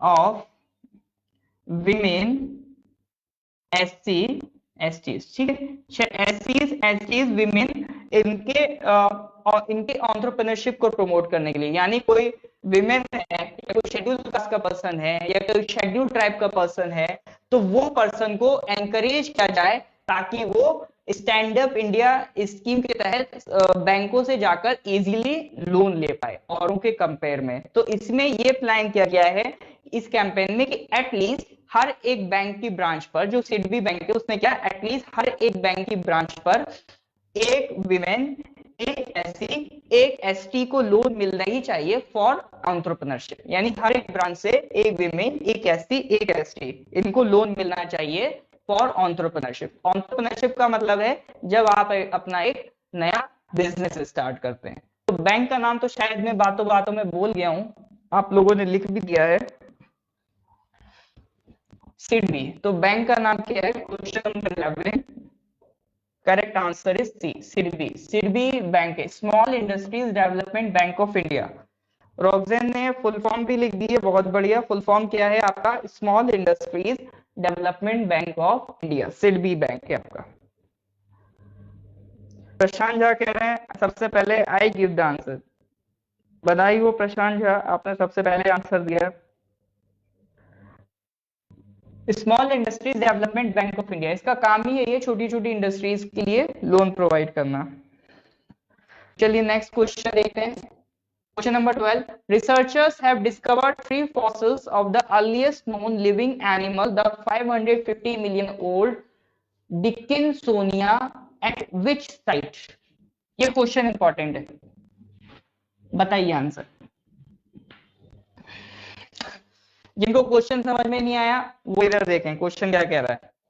जो रिसर्चर्स हैं उन्होंने 3 फॉसिल्स डिस्कवर किए। फॉसिल्स क्या, जो एक तरीके से कह सकते हैं जो ट्रेस होते हैं, टुकड़े होते हैं किसी पुराने जानवर या इंसान के, तो वो फॉसिल हो गए। फॉसिल किसके मिल रहे हैं, जो सबसे पुराना जीवित जानवर माना जाता है पूरी दुनिया में। जितनी पुरानी दुनिया है 4.6 बिलियन ईयर्स अगो पुरानी, और इसमें लाइफ कब आई, 4.2 बिलियन ईयर्स अगो पहले लाइफ स्टार्ट हुआ। तो सबसे पहले जो लिविंग एनिमल है जो कि 550 मिलियन ईयर्स ओल्ड पुराना एनिमल है, उसका नाम क्या है, डिकिंसोनिया। तो उसके कुछ फॉसिल्स मिले हैं अभी। एक बहुत ही दुनिया का सबसे पुराना लिविंग एनिमल जो माना जाता है डिकिंसोनिया, उसके कुछ फॉसिल्स मिले हैं। तो वो पूछ रहा है वो फॉसिल्स मिले कहां पर है, भीमबेटका में मिले हैं, एलोरा में मिले हैं, अजंता में मिले हैं या एजेंटा केव्स में मिले हैं। तो करेक्ट आंसर आपको बताना है। सबसे पुराना जो फॉसिल है, सबसे पुराने जानवर के फॉसिल हैं वो कहाँ मिले हैं? सबसे पुराना जानवर कौन है? डिकिंसोनिया। हो सकता है डायरेक्ट यही पूछ ले, सबसे पुराना जानवर कौन है। इसमें ज्यादातर लोग ए पे जा रहे हैं, लोग कह रहे हैं अजंता केव। और कोई है जो और कुछ कह रहा हो? भीमबेटका रॉक शेल्टर भी है, अजंता केव भी है, एलिफेंटा केव्स भी है, एलोरा केव्स भी है। तो क्वेश्चन नंबर 12 का करेक्ट आंसर है आपका भीमबेटका रॉक शेल्टर्स। ठीक है, भीमबेटका रॉक शेल्टर्स ये कब डिस्कवर हुए थे? ये 1957 में डिस्कवर हुए थे। यहाँ पर आपको बहुत जो प्री हिस्टोरिक टाइम, जब हम लिखना भी नहीं जानते थे, उस टाइम की कुछ पेंटिंग्स मिल जाती हैं। जैसे दुनिया को हमने जो रॉक एज है उसको कैसे बांट रखा है, एक तो होती है अपनी पैलियोलिथिक एज, ठीक है, एक है आपका पैलियोलिथिक एज, एक है आपका मिजोलिथिक एज, एक है आपका न्यूलिथिक एज। तो रॉक जो हमने डिस्कवर की उसमें 3 पार्ट में हमने डिवाइड करा है पूरी एज को। पैलियोलिथिक यानी पूरी दुनिया की जो टाइमलाइन है वो हमने कैसे डिवाइड करी है? पैलियोलिथिक, मीजोलिथिक और न्यूलिथिक। तो 10,000 बीसी तक का जो टाइम पीरियड है वो किस में आता है? पैलियोलिथिक में। और 10,000 से 4,000 बीसी तक का जो टाइम पीरियड है वो आता है मीजो में। और 4,000 से 1,000 बीसी का जो टाइम है वो आता है आपका न्यूलिथिक एज में। तो जो भीमबेटका की पेंटिंग्स है वो किसी एक एज से बिलोंग नहीं करती हैं। पैलियोलिथिक में भी मिलती हैं, मीजोलिथिक में भी मिलती हैं और न्यूलिथिक में भी मिलती हैं, बट जनरली ज्यादातर माना जाता है मीजोलिथिक ही है। पेलियो का मतलब होता है ओल्ड। तो इन सब में सबसे ओल्ड कौन है? पेलियो। बीच में कौन है? मीजो। और सबसे लास्ट में कौन है? नियो। नियो मतलब न्यू, मीजो मतलब मिडल। तो 10,000 बीसी से पहले वाली जो एज है वो पेलियो, 10,000 से 4,000 नियो, 4,000 से 1000 10,000 से 4,000 मीसो, फिर 4,000 से 1000 नियो। पैलियोलिथिक की जो पेंटिंग्स हैं उसमें आपको सिंपल से जानवर मिलते हैं। मीजोलिथिक की जो पेंटिंग है उसमें आपको इंसान मिलेंगे जो हंटिंग कर रहे हैं। न्यूलिथिक की जो पेंटिंग्स हैं वो थोड़ा सा उसमें एग्रीकल्चर वगैरह से पेंटिंग्स मिल जाती हैं। फिर भीमबेटका में आपको जो मौर्य और गुप्ता डायनेस्टी के टाइम की भी कुछ पेंटिंग्स मिल जाती हैं। तो भीमबेटका रॉक शेल्टर से बहुत ज्यादा पेंटिंग्स आपको देखने को मिलेंगी। ये कहाँ बिलोंग करती हैं? कुछ लोग आंसर भी दे चुके हैं, ये आपको भोपाल में मिलेंगी। भोपाल से 40 किलोमीटर दूर ये जगह है, भोपाल मध्य प्रदेश। ये भीमबेटका रॉक शेल्टर्स आपको कहाँ मिलेंगे? भोपाल में मिलेंगे। एक चीज इससे रिलेटेड और ये याद रखेंगे कि ये आपका, इससे रिलेटेड एक बात और है, भीमबेटका जो रॉक शेल्टर है ये आपका यूनेस्को हेरिटेज साइट भी डिक्लेयर हो चुका है। ठीक है, ये आपका एक यूनेस्को हेरिटेज साइट भी है। यूनेस्को क्या है? United Nations educational scientific and cultural organisation. United Nation educational scientific and cultural organisation. अगर आप चाहें तो गूगल से भी इसकी फुल फॉर्म लिख सकते हैं। ये भी यूनाइटेड नेशन के एक स्पेशलाइज ऑर्गन है। इनका काम क्या रहता है? एजुकेशन और साइंस की फील्ड में काम। बेसिकली अपने मतलब की बात ये है कि जितनी भी वर्ल्ड में टूरिस्ट साइट हैं, जो बढ़िया बढ़िया हेरिटेज साइट है, उनको ये लोग टैग दे देते हैं, ताकि जब बाहर से कोई पर्सन इंडिया आए तो उसे कंफ्यूज ना होना पड़े कि कहाँ घूमने जाए। वरना इंडिया में लोग बेवकूफ बना देते हैं ना, पता चला कोई टूरिस्ट आया, उससे पूछा भाई कहाँ घूमने जाना है, तो उसको कोई ऐसी उल्टी सीधी जगह ले गए और उससे पैसा ऐंठ लिया। तो ऐसा भी काम होता है। तो एक जब जिया इसको यूनेस्को का टैग मिल गया तो वो पर्सन डायरेक्ट यहीं पर पहुंचेगा इसको विजिट करने। हम आपको दिल्ली से पढ़ा रहे हैं, ठीक है। हाँ, लोग ने ये बहुत बढ़िया बात बताई है कि यूनेस्को हेरिटेज साइट का हेडक्वार्टर आपका फ्रांस में है, ठीक है, पेरिस फ्रांस इसका हेडक्वार्टर है। पोलो निंजी कह रहे हैं ऑनलाइन शुरू हो गया मैथ्स। हाँ जी, ऑनलाइन शुरू हो गया, डेली 11 to 1 और 3 to 5 दो क्लासेस हो रही हैं आपका मैथ्स का, अटेंड कीजिए, ठीक है। तो क्वेश्चन नंबर 12 का करेक्ट आंसर क्या है? ए भीमबेटका रॉक शेल्टर्स। ये आपको कहाँ मिलेगा? भोपाल में मिलेगा। और ये क्या है? एक यूनेस्को हेरिटेज साइट है। इससे रिलेटेड जो भी मुझे फैक्ट इंपॉर्टेंट लगे वो मैंने आपको सब बता दिए। हम नेक्स्ट क्वेश्चन पे आ जाते हैं। क्वेश्चन नंबर 13, टेलीकॉम मिनिस्ट्री ने एक नोडल एजेंसी बनाई है DIU टेलीकॉम फ्रॉड से निपटने के लिए। तो टेलीकॉम फ्रॉड से निपटने के लिए जो एजेंसी है DIU, इसकी फुल फॉर्म पूछा है, बताइए।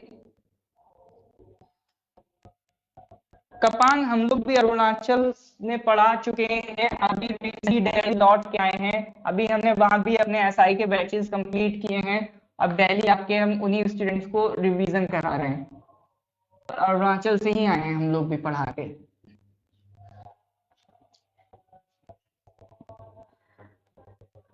हाँ, 13 का आंसर तो बहुत आसान है। अगर आपने गूगल किया होगा तो बहुत तेजी से आपको इसका आंसर मिलेगा। जल्दी से और लोग भी बताइए, ज्यादा से ज्यादा लोग बताइए इसका आंसर। देखिए, अगर आप जुड़े हैं तो ज्यादा से ज्यादा कोशिश कीजिए आंसर करिए। नहीं पता तो लिख दीजिए नहीं पता है, या फिर गूगल करके खट से बता दीजिए। अपनी प्रेजेंस बस दिखाते रहिए, क्योंकि आप बस शांति से बैठ के वीडियो देखते रहेंगे उसमें कोई फायदा नहीं है। तो उसमें और जो रिकॉर्डेड लेक्चर है उसमें तो कोई फर्क ही नहीं रह जाएगा आपके लिए। एक इंटरेक्टिव सेशन है, आपके जो भी डाउट होंगे वो हम यहाँ डिस्कस करेंगे, तो आप भी कोशिश करिए इंटरेक्ट करने की। हाँ, लेकिन उसका मतलब ये नहीं कि आप कुछ भी उल्टा सीधा चल रहा है। काम की बात करिए कि अब एग्जाम करीब हो गया। अगर का एग्जाम नहीं होता तो बात अलग थी। गूगल बंद करवा दूं?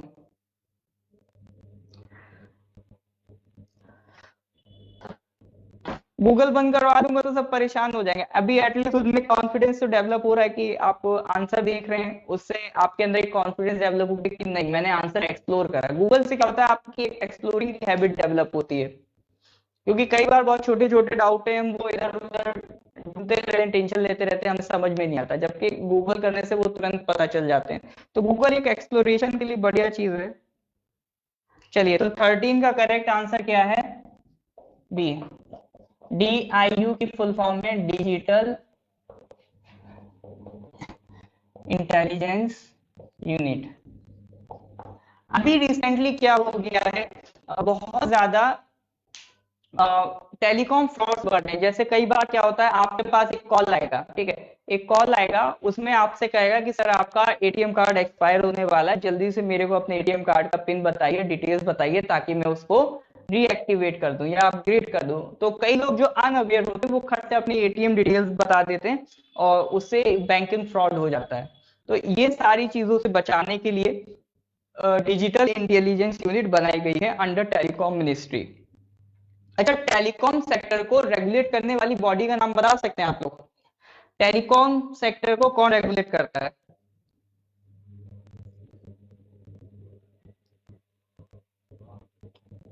गूगल बाबा धोखा देते हैं, आगे बढ़ने नहीं दे रहा है। धोखा कोई नहीं देता, धोखा बस आप अपने आप को दे सकते हैं, आपको कोई धोखा नहीं दे सकता। अगर आपको लग रहा है गूगल से आपको प्रॉब्लम हो रही है तो आप गूगल मत यूज कीजिए। सांगलीला जी का आंसर आ गया TRAI, बहुत बढ़िया। टेलीकॉम सेक्टर को जो रेगुलेटर बॉडी है उसका नाम है TRAI। TRAI की फुल फॉर्म बता सकते हैं? TRAI की फुल फॉर्म?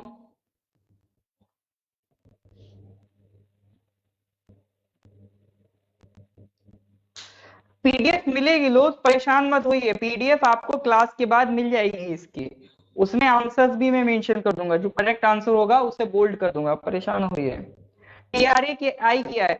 जो टेलीकॉम सेक्टर है इंडिया का, जैसे आपका एयरटेल है, जियो है, वोडाफोन है, ये सारी कंपनीज किस में आती हैं?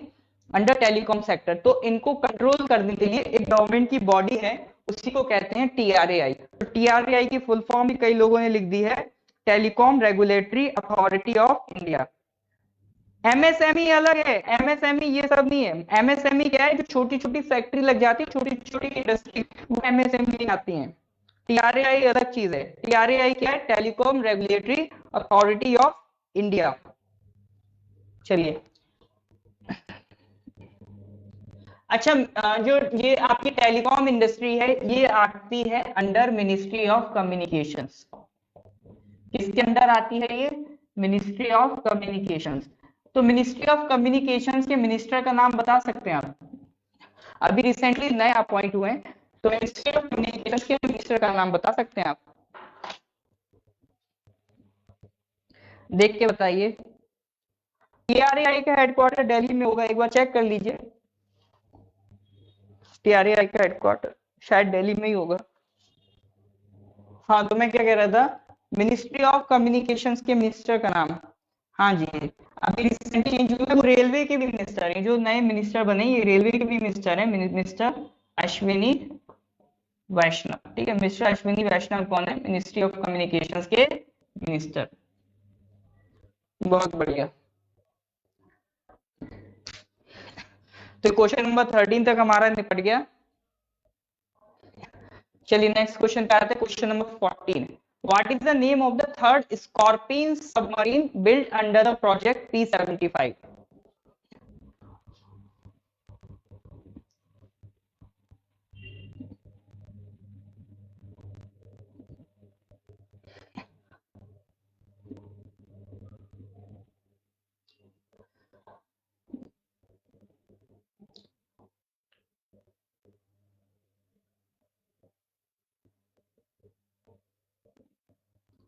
बताइए इसका आंसर।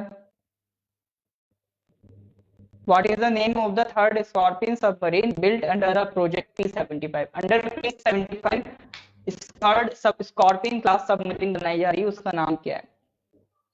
नहीं आइडिया, कोई बात नहीं, we will give you an idea. हाँ जी, बाकी लोग आइडिया दीजिए, क्या है करेक्ट आंसर? 14 क्वेश्चन क्या है, स्कॉर्पियन क्लास सबमरीन पूछ रहा है, third scorpion. Scorpion class submarine कौन सी होती है? स्कॉर्पियन क्लास सबमरीन वो होती है जो कन्वेंशनल फ्यूल पे चलती हैं। कन्वेंशनल फ्यूल कौन सा होता है? फॉर एग्जाम्पल आपका डीजल या फिर इलेक्ट्रिसिटी। अगर वो डीजल या इलेक्ट्रिसिटी पे चल रही हैं तो वो कहलाएंगी स्कॉर्पियन क्लास सबमरीन। अब क्या है, मॉडर्न सबमरीन आ रही हैं, जो मॉडर्न सबमरीन आ रही हैं वो आपका न्यूक्लियर फ्यूल्ड होती हैं, वो न्यूक्लियर सबमरीन होती हैं, जैसे INS अरिहंत तो न्यूक्लियर सबमरीन है। बट आपको स्कॉर्पियन सबमरीन कौन सी होती हैं? जो कन्वेंशनल फ्यूल पे चलती हैं। तो एक प्रोजेक्ट है सरकार का P-75, इसके अंतर्गत 6 सबमरीन्स बनानी है। 2 सबमरीन्स हम बना चुके हैं, तीसरी सबमरीन अब हमारी रेडी हो रही है। ठीक है, तो पहली सबमरीन ये आपका 2017 वगैरह में बन गई थी, एक थी आपकी खंदेरी, INS खंदेरी। दूसरे का नाम मैं कंफर्म नहीं हूँ, नेक्स्ट क्लास में आपको कंफर्म करके बता दूंगा। जो तीसरी आपकी करांज है, INS करांज। ठीक है, तीसरी कौन सी है? करांच। तो करेक्ट आंसर आपका क्या हो जाएगा? 14 का आंसर हो जाएगा ए। 14 का correct answer is a, INS करांच। तो आपकी जो P-75 के अंतर्गत थर्ड सबमरीन आ रही है उसका नाम क्या है? INS करांच। सबमरीन आप पेट्रोल से चला नहीं पाएंगे। पेट्रोल होता है हल्के व्हीकल्स के लिए, पेट्रोल हैवी व्हीकल्स चला ही नहीं पाता है। इवन डीजल की इन्वेंशन ही इसीलिए हुई, क्योंकि जब वर्ल्ड वॉर 2 चल रहा था, पहली बात तो अब ये पता नहीं कहानी है या सच, जो डीजल की जिसने डिस्कवरी की थी, रुडोल्फ डीजल, जब उन्होंने डीजल की डिस्कवरी की तो डीजल को किसी ने भी सीरियसली नहीं लिया, क्योंकि डीजल की क्वालिटी बहुत बेकार होती थी। इसीलिए डीजल जनरली सस्ता भी रहता है और आपका पॉल्यूशन भी ज्यादा करता है। लेकिन फिर कहते हैं शायद उन्होंने इसी वजह से उनकी डिस्कवरी किसी ने एक्सेप्ट नहीं करी, उन्होंने सुसाइड कर ली। अब ये हकीकत है या कहानी ये मुझे नहीं पता, लेकिन जब वर्ल्ड वॉर 2 हुआ तो वर्ल्ड वॉर 2 में जब गाड़ियां बनी, पहले कार और थी तो एक लोग ट्रैवल करते थे, फिर वर्ल्ड वॉर 2 में जब जो हमने कार यूज करी, ऑटोमोबाइल सेक्टर यूज करा, उसमें गाड़ियों में हमने कोशिश की लोड ले जाने की, सामान ले जाने की। तो जब गाड़ी का वजन ज्यादा हो गया तो पेट्रोल फेल हो गया, तो वहां पे एक्सपेरिमेंट करा गया, तो पता चला जो हैवी चीजें हैं वो डीजल से ज्यादा आराम से चल जाती हैं। तो इसलिए शिप्स में डीजल यूज होगा आपका, पेट्रोल नहीं होगा। एरोप्लेन का फिर सीन अलग रहता है, उसमें अलग काम चलता है। एरोप्लेन का जो आपका फ्यूल है वो उसकी अलग कॉन्फ़िगरेशन होती है। अब यहाँ पर हम केमिस्ट्री नहीं पढ़ रहे हैं या पेट्रोकेमिकल इंडस्ट्री नहीं पढ़ रहे हैं, तो उसको छोड़िए, इधर आइए। P-75 थर्ड जो आपकी आईएनएस है, आईएनएस करंट, वो अभी P75 के अंदर काउंट हो रही है, ठीक है। हाँ, सांगीरा सही कह रहे हैं, टॉर्क ज्यादा रहता है। हाँ, तो मैकेनिकल वाले इस चीज को रिलेट कर जाएंगे। मैं भी मैकेनिकल से ही हूँ।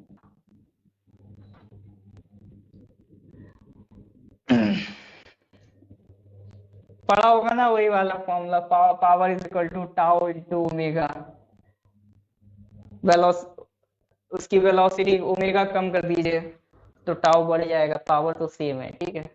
इस तरह की चीज। अरे भाई, ये कोई लिखना नहीं, power is equal to tau omega, आपके मतलब का नहीं था ये, मतलब कोई टेंशन में आ जाए, हाय जीके में ये सब भी होता है। चलिए,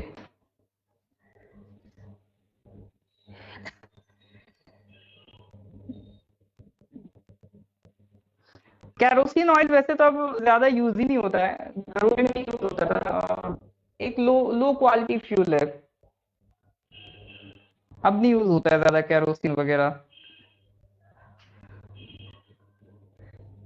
हाँ भैया, हर जगह इंजीनियर ही इंजीनियर है, हर जगह इंजीनियर। आजकल पहले इंजीनियरिंग करते हैं, फिर डिसाइड करते हैं कि करना क्या होता है, ठीक है। हाँ, तो नेक्स्ट क्वेश्चन पे आ जाइए। India has decided to test Astra mark 2 missile which has a strike range of.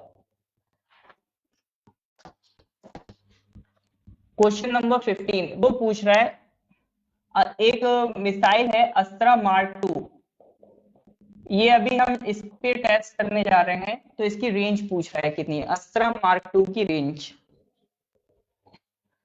अस्त्रा mark 2 जो मिसाइल है, ये एक एयर टू एयर मिसाइल है, ठीक है।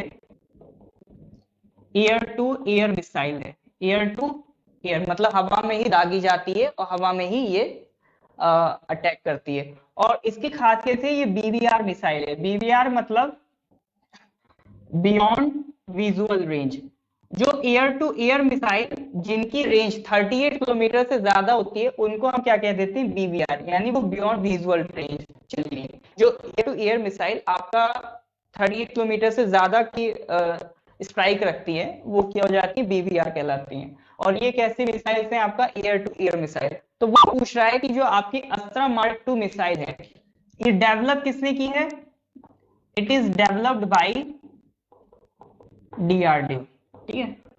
किसने डेवलप की है, डीआरडीओ ने डेवलप की। देखिए, ये भी सवाल आ सकता है, डेवलप किसने की है, तो डेवलप किया है डीआरडीओ ने। एयर टू एयर मिसाइल है अस्त्रा मार्क 2, इसकी रेंज पूछ रहा है।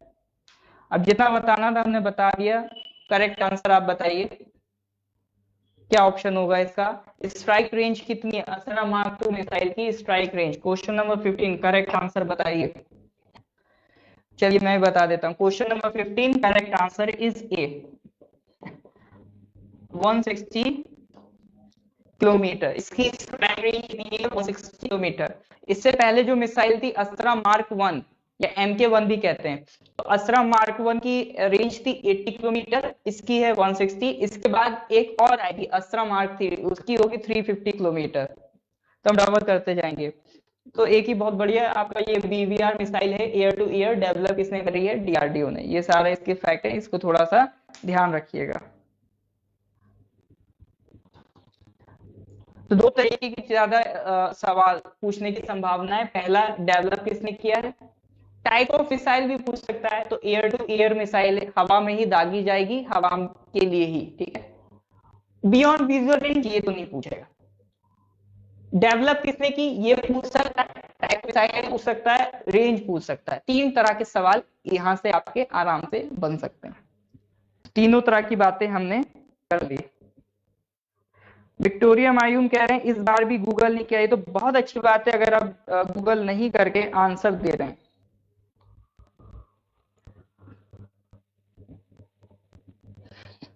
चलिए, नेक्स्ट क्वेश्चन पे आते हैं। Question number 16, NAFED will develop an integrated solid waste management project at Kot Bhalwal in which district?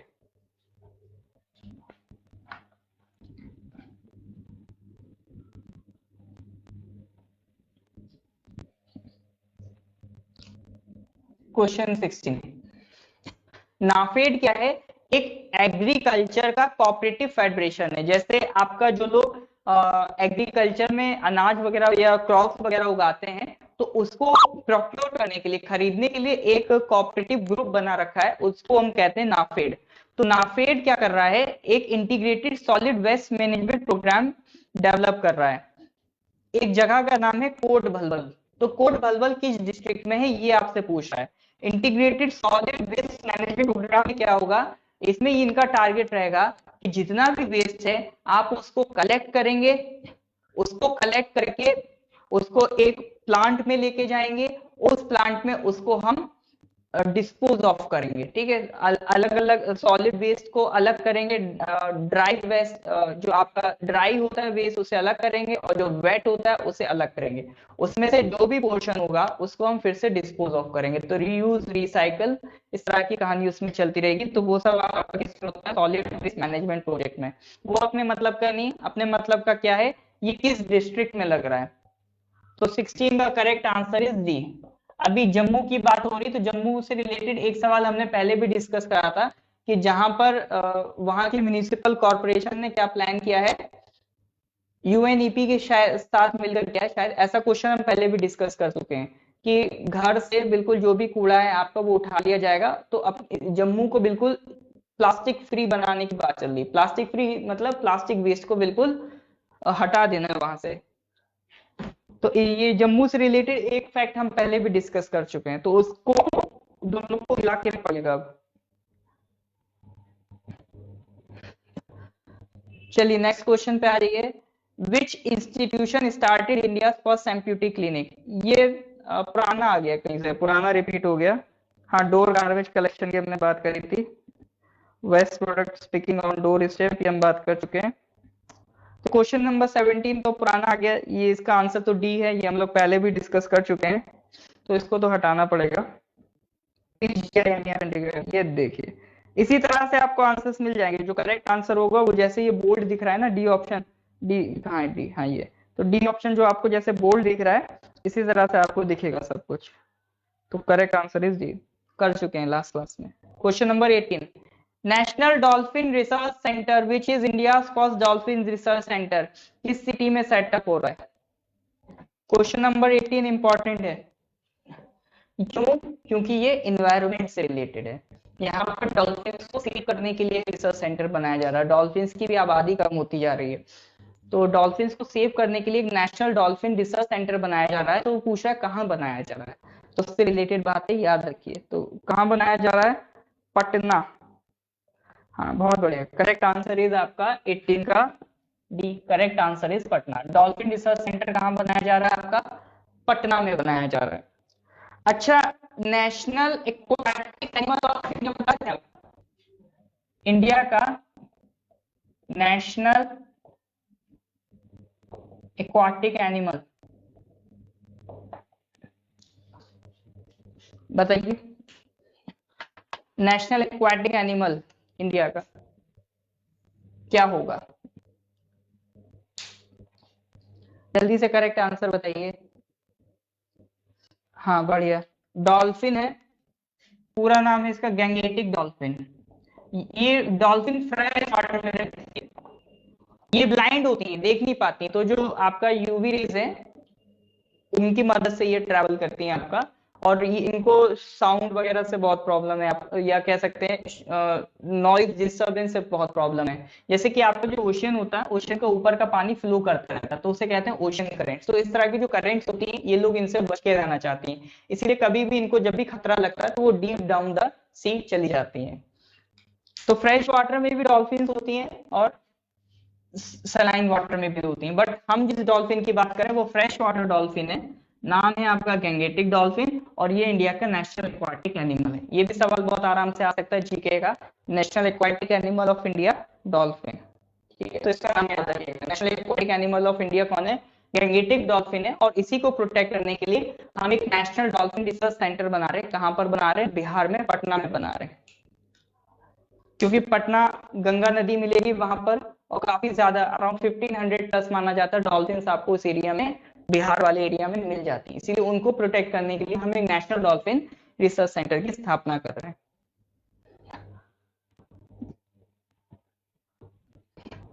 Next question आ जाइए, क्वेश्चन नंबर 19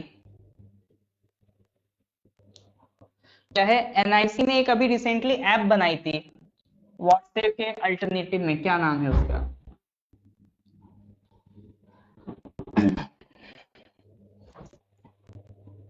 एनआईसी ने एक ऐप बनाई थी अभी व्हाट्सएप के अल्टरनेटिव में, नाम पूछ रहा है उसका। Question number 19। अच्छा, एनआईसी क्या है?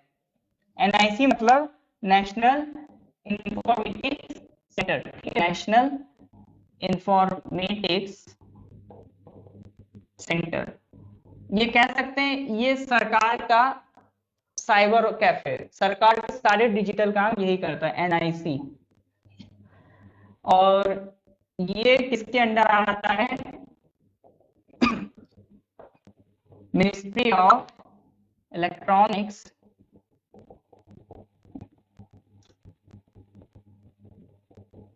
And information technology. ठीक है, किसके अंडर आता है ये? Ministry of electronics and information technology. इसको शॉर्ट में कहते हैं मीटी, मीटी कह देते हैं शॉर्ट में। Ministry of electronics and information technology के अंडर आता है। तो करेक्ट आंसर आप लोग क्या बता रहे हैं? संदेश। स्पेलिंग हाँ ठीक है। हाँ, तो 19 का करेक्ट आंसर क्या है? संदेश। ये ऐप बनाने की जरूरत क्यों पड़ी? ये ऐप बनाई गई है ताकि गवर्नमेंट सर्वेंट्स होते हैं, गवर्नमेंट ऑफिसर्स होते हैं, वो किसी बाहर की ऐप का यूज ना करें ताकि उनका डेटा ना लीक हो जाए। तो एक अपनी देसी ऐप होना चाहिए ताकि गवर्नमेंट ऑफिस में वो रेगुलेट कर सके। उसमें भी व्हाट्सएप जैसी फीचर है, आप ग्रुप बना सकते हैं, आप ब्रॉडकास्ट कर सकते हैं। लाइक व्हाट्सएप एक संदेश नाम की ऐप बनाई है एनआईसी ने। मेन पर्पस वही है कि जो बाहर की वेबसाइट्स होती है उनमें खतरा रहता है कि वो हमारा डेटा लीक कर दें, डेटा ना हमारे पास अपना स्टोर कर लें, तो सिक्योरिटी के लिए खतरा है। खासतौर से जो गवर्नमेंट के साथ काम करते हैं उनके लिए तो सिक्योरिटी का इशू रहता है। तो उन सब से बचने के लिए एक देसी ऐप बना दी हमने, संदेश। तो बस नाम याद रखना है, बाकी इससे रिलेटेड और कुछ नहीं पूछेगा आपको। आनिया मांगा जी, डॉल्फिन तो पुरानी बात हो गई। अच्छा लगा आपका इंटरनेट स्लो चल रहा है, कोई बात नहीं।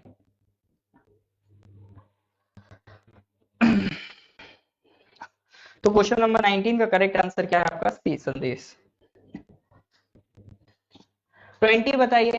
प्रधानमंत्री ने ये तो नोटिस वाले एक फाउंडेशन स्टोन डाला है धुबरी फुलबारी ब्रिज के लिए, तो किन स्टेट्स को कवर करेगा ये?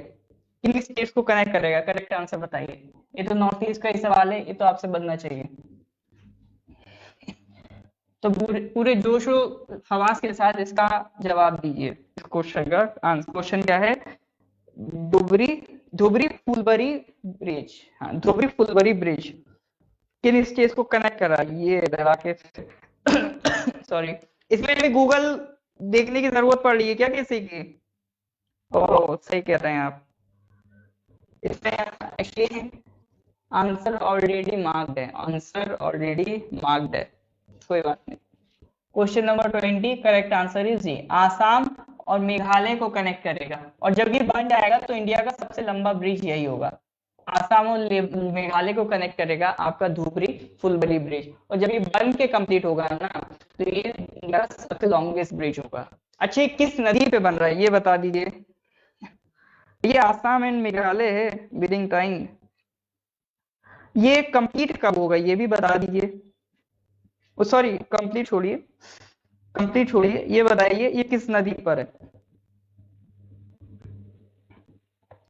Correct answer is Assam and Meghalaya, 20 का ऑप्शन डी। किस नदी पर है?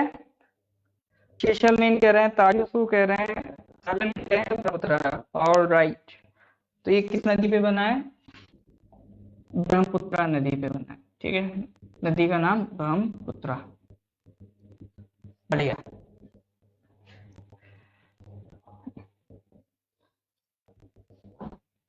ब्रह्मपुत्र का कोई ओरिजिन बता सकता है? ब्रह्मपुत्र का ओरिजिन कहाँ से? ब्रह्मपुत्र का ओरिजिन, अब ब्रह्मपुत्र की बात हुई है तो ब्रह्मपुत्र का ओरिजिन भी जान लेते हैं, कहाँ पर है?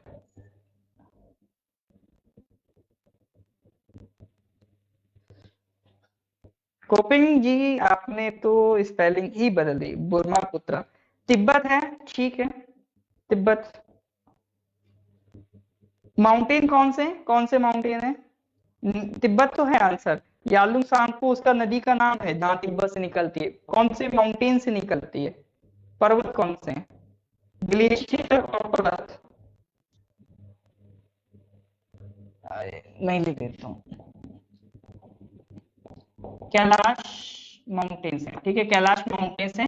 ग्लेशियर का नाम है चेमा युंगडुंग ग्लेशियर, यहाँ से निकलती है आपका चेमा युंगडुंग ग्लेशियर इन कैलाश माउंटेन, यहाँ से आपकी क्या निकलती है? ब्रह्मपुत्र। इसको थोड़ा सा याद रखेंगे। कैलाश रेंज, कैलाश रेंज आपका हिमालय का नहीं, ट्रांस हिमालय का पार्ट है, ठीक है, ट्रांस हिमालय का। तो कई जो जियोलॉजिस्ट हैं वो ट्रांस हिमालय को हिमालय का पोर्शन नहीं भी मानते हैं।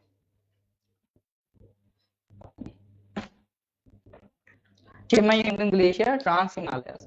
चलिए ठीक है, नेक्स्ट क्वेश्चन पे आते हैं 21। नेत्र वमन seen in news recently is a variety of, correct answer बताइए। नेत्र वमन अभी कुछ दिन पहले न्यूज में रहा होगा, 20 फरवरी की न्यूज है, तो बताना ये किसकी वैरायटी है नेत्र वमन?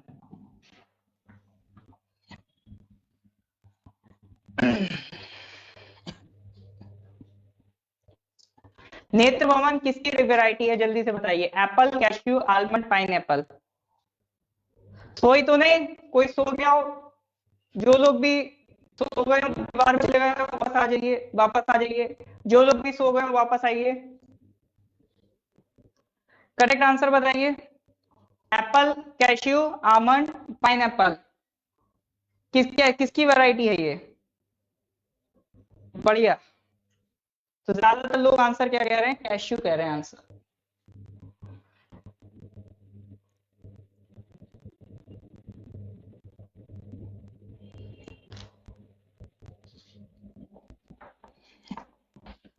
बढ़िया, तो मेजोरिटी जा रही है कैश्यू के साथ। किन फॉरेस्ट फ्रॉस्ट पूछ रहे हैं? ए नहीं जी, ए नहीं है, इसका आंसर है कैश्यू। 21 का ऑप्शन बी कैश्यू। जो लोग दीवार में सर लगा के दीवार में अंदर जा चुके हैं उनके भी आंसर यही कैश्यू रहेगा, ठीक है। Correct answer is cashew. तो जो लोग निद्रा में जा चुके हैं निद्रा से वापस आ जाए। डोंट नो कोई बात नहीं, नाउ यू नो कैश्यू, ठीक है। एक्चुअली कैश्यू के प्लांट बहुत ऊंचे ऊंचे होते हैं, तो उनको कल्टीवेट करना, उनको मेंटेन करना बहुत टफ होता है। तो साइंटिस्ट क्या करा, एक बनी थी under ICAR, ICAR Indian council for agricultural research. Agriculture से रिलेटेड जो भी रिसर्च होती है इसी बॉडी के अंडर होती है, अंडर आईसीएआर।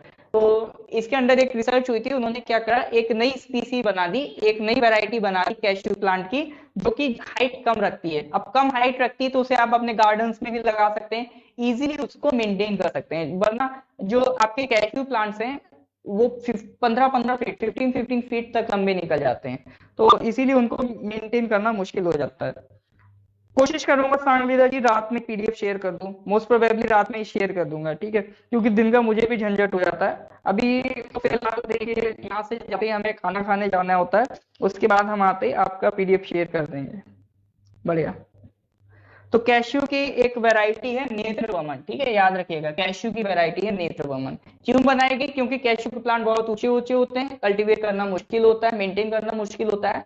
तो साइंटिस्ट ने कहा एक छोटी ऐसी वैरायटी बना दो जो छोटे हों जिसके प्लांट्स। तो ये जो नेत्रवमन वैरायटी है इसके प्लांट छोटे होते हैं, आप आराम से गार्डन वगैरह में भी लगा सकते हैं। व्हाट्सएप ग्रुप में पीडीएफ शेयर हो जाएगी। शेयर करने का मतलब ये नहीं है मैं पर्सनली किसी को करूंगा, पीडीएफ व्हाट्सएप ग्रुप में नहीं शेयर होगी। चलिए क्वेश्चन नंबर 22। एक सियाट कंपनी है जो टायर बनाती है, अभी उसने कोई अपना प्रोग्राम था पंक्चर सेफ, उसका एम्बेसडर किसे बनाया? सियाट कंपनी ने अभी उनका प्रोग्राम था पंक्चर सेफ, उसका एम्बेसडर किसने बनाया? आईसीएआर का full form Indian council of for agricultural research, ICAR, Indian council for agricultural research. जो सॉइल क्लासिफिकेशन होता है ना, 8 तरह की सॉइल जो हम पढ़ते हैं वो यही क्लासिफाई करता है, आईसीएआर। जो पढ़ चुके हैं उन्हें मैं बता चुका हूँ, आईसीएआर ने 8 क्लास अगर रखी इंडिया में। तो बताइए 22 का आंसर। महेश बाबू, अक्षय कुमार, वरुण धवन, राणा दग्गुबाती। उम्मीद है आप इन सारे एक्टर्स से भली भांति परिचित होंगे। हाँ, फील तो ऐसे ही आता है। नहीं, अगर अगर करेक्ट आंसर आपको नहीं पता होगा ना, तो फील तो यही आता है कि जरूर अक्षय कुमार रहा होगा, कि अक्षय कुमार कोई काम नहीं छोड़ता है। चलिए, तो करेक्ट आंसर देखते हैं। हाँ, एग्रीकल्चर मिनिस्ट्री के अंदर आता है इसलिए यार। हाँ, तो 22 का करेक्ट आंसर, बताइए 22 का करेक्ट आंसर। तो 22 का correct answer is D, Rana Daggubati. Rana Daggubati कौन है? अगर आपने एक बहुत ही साउथ की फेमस मूवी थी बाहुबली, बाहुबली अगर देखी होगी, तो भल्लाल देव वाला जो कैरेक्टर जिसने बनाया है, तो वो आपके राणा दग्गुबाती है। बाकी राणा दग्गुबाती की एक बॉलीवुड में भी मूवी आई है, बॉलीवुड में एक मूवी का नाम क्या था, the Ghazi attack. The Ghazi attack भी बहुत अच्छी मूवी है। उसमें उन्होंने दिखाया है कि पाकिस्तान का एक शिप था पीएनएस गाजी, उसको इंडिया की एक सबमरीन ने कैसे डिस्ट्रॉय किया था, क्योंकि वो इंडिया की जो सबसे बढ़िया एक टॉप क्लास सबमरीन थी आईएनएस विक्रांत, उस पर अटैक करने आ रहा था पीएनएस गाजी। तो उस पे वो स्टोरी बेस्ड है। और उस सबमरीन को जैसे ही पाकिस्तान की सबमरीन को जैसे इंडियन सबमरीन ने डिस्ट्रॉय किया था, उसी के बाद से वो इंडिया और पाकिस्तान की लड़ाई शुरू हो गई थी इन 1971। तो उस बैकग्राउंड में एक बनी मूवी है द गाजी अटैक, वो अच्छी है। ठीक है। बेबी मूवी, उसमें बलाल देव ने नहीं है। हाँ, बलाल देव वाला जो कैरेक्टर जिसने निभाया था वही राणा दग्गुबाती है। चलिए, अब बहुत मूवी वूवी की बात हो गई। कभी पंचर नहीं होगा, ये तो आप कंपनी वालों से पूछिए, वो तो अपना जो भी दावा कर रहे हैं। अभी Akshay is ambassador of Harpic. अच्छा भाई, हाँ हार्पिक में दिखते हैं अभी तो अक्षय कुमार। तो एक के नहीं, कई चीजों के लोग एम्बेसडर होते हैं। अभी तो ज्यादातर गवर्नमेंट के जो ट्रैफिक नियम वगैरह हैं, उसके भी एम्बेसडर आपका अक्षय कुमार हैं। अब सही है, ती अमो सॉन्ग एक्टर। क्वेश्चन नंबर 23 पे आइए। रिसेंटली हमने प्लान देखा था, इंटरनेशनल सोलर अलायंस के बारे में कुछ बातें करी थी। तो आपको बताना कि इंटरनेशनल सोलर अलायंस एक वर्ल्ड सोलर वो डब्ल्यूएसबी लॉन्च करने आ रहा है। तो डब्ल्यूएसबी की फुल फॉर्म पूछ रहा है। अभी याद होगा आपको, ग्लासगो में एक कॉन्फ्रेंस होने वाली है, United nation conference of parties 26। Glasgow in UK एक कॉन्फ्रेंस होने वाली है, यूएन कॉप 26। तो क्वेश्चन पूछ रहा है इसमें आपका कौन प्रेजेंट रहेगा। इंटरनेशनल सोलर अलायंस भी रहेगा। इंटरनेशनल सोलर अलायंस हमने देखा था इंडिया और फ्रांस का रोल है उसे बनाने में। तो इस कॉन्फ्रेंस में इंटरनेशनल सोलर अलायंस एक बॉडी बनाने जा रहा है जिसका नाम है डब्ल्यूएसबी। तो डब्ल्यूएसबी की फुल फॉर्म पूछी जा रही है, डब्ल्यूएसबी की फुल फॉर्म क्या है। ये मैं धोखे से थोड़ा सा जल्दी बोल गया था। Correct answer is B. Correct answer क्या है, वर्ल्ड सोलर बैंक।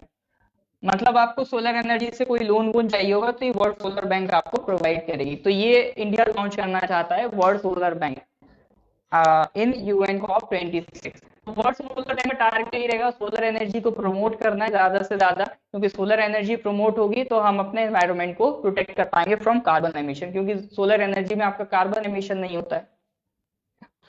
चलिए नेक्स्ट क्वेश्चन पे आते हैं। Question number 24, which has become the first men's cricket team to win 100 T20 matches. Last के ये जो दो सवाल है क्रिकेट से रिलेटेड है, तो अगर आप क्रिकेट के फैन होंगे तो आपको पता ही होगा, तो जल्दी से बता दीजिए। और जो नहीं फैन है वो चुपचाप से आंसर लिख दीजिए मेरी तरह।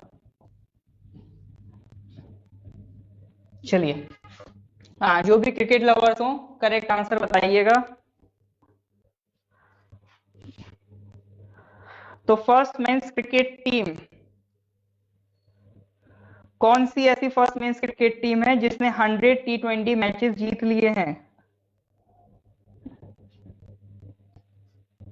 बताइए करेक्ट आंसर। कीवीज? नहीं, कीवीज तो नहीं है। हाँ, साजन कह रहे हैं पाकिस्तान, और लोग बताइए। न्यूजीलैंड, न्यूजीलैंड नहीं है, न्यूजीलैंड नहीं है।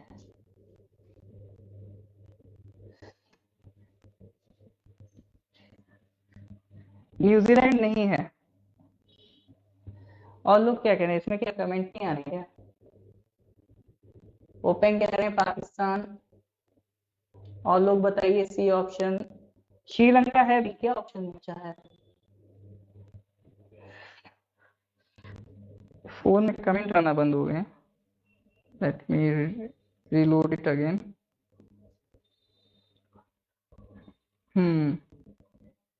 इंडिया तो ऑप्शन में ही नहीं है केल्विन जी, इंडिया तो ऑप्शन में ही नहीं है, तो इंडिया कैसे होगा? South Africa. हाँ, अब लग रहा है अब गूगल पे आंसर सर्च हो चुका है और अब धड़ाधड़ करेक्ट आंसर आएंगे। देखिए अब सबका सी आएगा क्योंकि गूगल पे अब सर्च हो चुका है। अब कुछ लोग शायद ये बात छुपाने के लिए रॉन्ग आंसर भी दें, कोई दिक्कत नहीं। अब गूगल पे सर्च कर चुके हैं, कोई दिक्कत नहीं, बट आंसर बताइए। अब क्या ही सस्पेंस रखना। 24 का correct answer is C, Pakistan. T20 matches जीतने वाली फर्स्ट मेंस टीम कौन सी है आपकी? पाकिस्तान की। पाकिस्तान अपना पड़ोसी। अच्छा, पाकिस्तान किधर लाइक करता है, इंडिया के ईस्ट में या वेस्ट में? ओपन जोरंग कह रहे हैं 100% पाकिस्तान पड़ा है। लोग कह रहे हैं गूगल करना छोड़ दिया बहुत पहले। अरे लोग बढ़िया, आप ही ये तो सिलेक्शन में आगे हैं, आप ही तो सिलेक्शन वाली रेस में आगे हैं। तो मैंने पूछा था पाकिस्तान इंडिया के ईस्ट में लाइक करता है या वेस्ट में, तो करेक्ट आंसर इज वेस्ट। हाँ, वेस्ट में लाइक करता है। बहुत बढ़िया, मतलब डायरेक्शन आपकी क्लियर है, ये तो अच्छी बात है। ताजिद थोड़ा सा और प्रिसाइज होते हुए नॉर्थ वेस्ट बताते हुए, नॉर्थ वेस्ट भी कह सकते हैं। बहुत बढ़िया, बढ़िया। चलिए नेक्स्ट क्वेश्चन 25। ये भी वही आईपीएल से रिलेटेड क्वेश्चन है। अभी रिसेंटली किंग्स 11 पंजाब का रिनेम करा गया, नाम बदला गया था, तो क्या नाम है उसका? Punjab fighters, Punjab Kings, Punjab pride, Kings of Punjab, क्या नाम है उसका? अब चलिए वो साउथ अफ्रीका वाली कहानी से बाहर आ जाइए। पापू तातू कह रहे हैं हम तो गूगल ही नहीं करता है। बहुत बढ़िया बात, अगर आप गूगल नहीं करते हैं तो बहुत बढ़िया बात, और अगर गूगल करते हैं तो कोई बात नहीं। ठीक है, हाँ नहीं, मैं क्या कह रहा था, गूगल नहीं करते हैं तो बहुत बढ़िया बात, और गूगल करते हैं तो कोई बात नहीं। हाँ 25, किंग्स 11 पंजाब एक आईपीएल की टीम है, उसमें पूछ रहा है अभी इसका रिसेंटली 2021 में आईपीएल आईपीएल क्या होता है? Indian Premier League. इसमें ये इंडिया में ही होता है, इंडिया के जो प्लेयर्स होते हैं उनकी अलग अलग टीम्स बनती हैं, स्टेट के नाम पे बनती हैं, बड़ी बड़ी सिटीज के नाम पे बनती हैं। तो जैसे पंजाब एक बड़ा स्टेट है, उसके नाम पे एक टीम बनी थी किंग्स 11 पंजाब, उसका नाम बदल दिया गया है। तो 25 का correct answer is B, Punjab Kings. बहुत बढ़िया। तो ये था आज का 25 क्वेश्चंस का सफर। इसी तरह से बाकी के नेक्स्ट 25 क्वेश्चंस हम कल फिर लेके आएंगे करेंट अफेयर्स में। सुबह की मॉर्निंग क्लास होगी, उसमें हम डिस्कस करेंगे आपका जीके वाला पोर्शन। फिर मॉर्निंग में क्लास 8 AM to 10 AM होगी। उसके बाद 11 to 1 एंड 3 to 5 PM आपका मैथ्स का क्लास चलेगा। फिर 8 to 10 PM रात में करंट अफेयर्स का क्लास चलेगा। डेली हमारा यही शेड्यूल चलता है मंडे टू सैटरडे। तो अब यूडीसी वाले जो भी लोग हैं अपनी प्रिपरेशन बिल्कुल बीस्ट मोड पे ले आए, बिल्कुल अल्ट्रा बीस्ट मोड पे, क्योंकि अब आपके पास टाइम लिमिट है। लेकिन तैयारी कितनी भी हार्डकोर करिए, ध्यान इस चीज का रखिए कि आप अपना कामनेस लूज ना करें, पेशेंस लूज ना करें, माइंड काम रखना है। ठीक है, माइंड को काम रखते हुए एफर्ट लगाना है, स्ट्रेस नहीं लेना है, जल्दबाजी वो नहीं, जल्दी करिए ये वाली क्या कहते हैं, जल्दबाजी नहीं करनी है आपको। माइंड को काम रखना है, वो सबसे प्राइमरी टारगेट है। तो आज आप कोशिश करिएगा माइंड को बिल्कुल ठंडे दिमाग से रखिए और मेहनत ज्यादा से ज्यादा करिए। चलिए ठीक है, तो चलिए अब नेक्स्ट क्लास में मिलते हैं। Okay bye.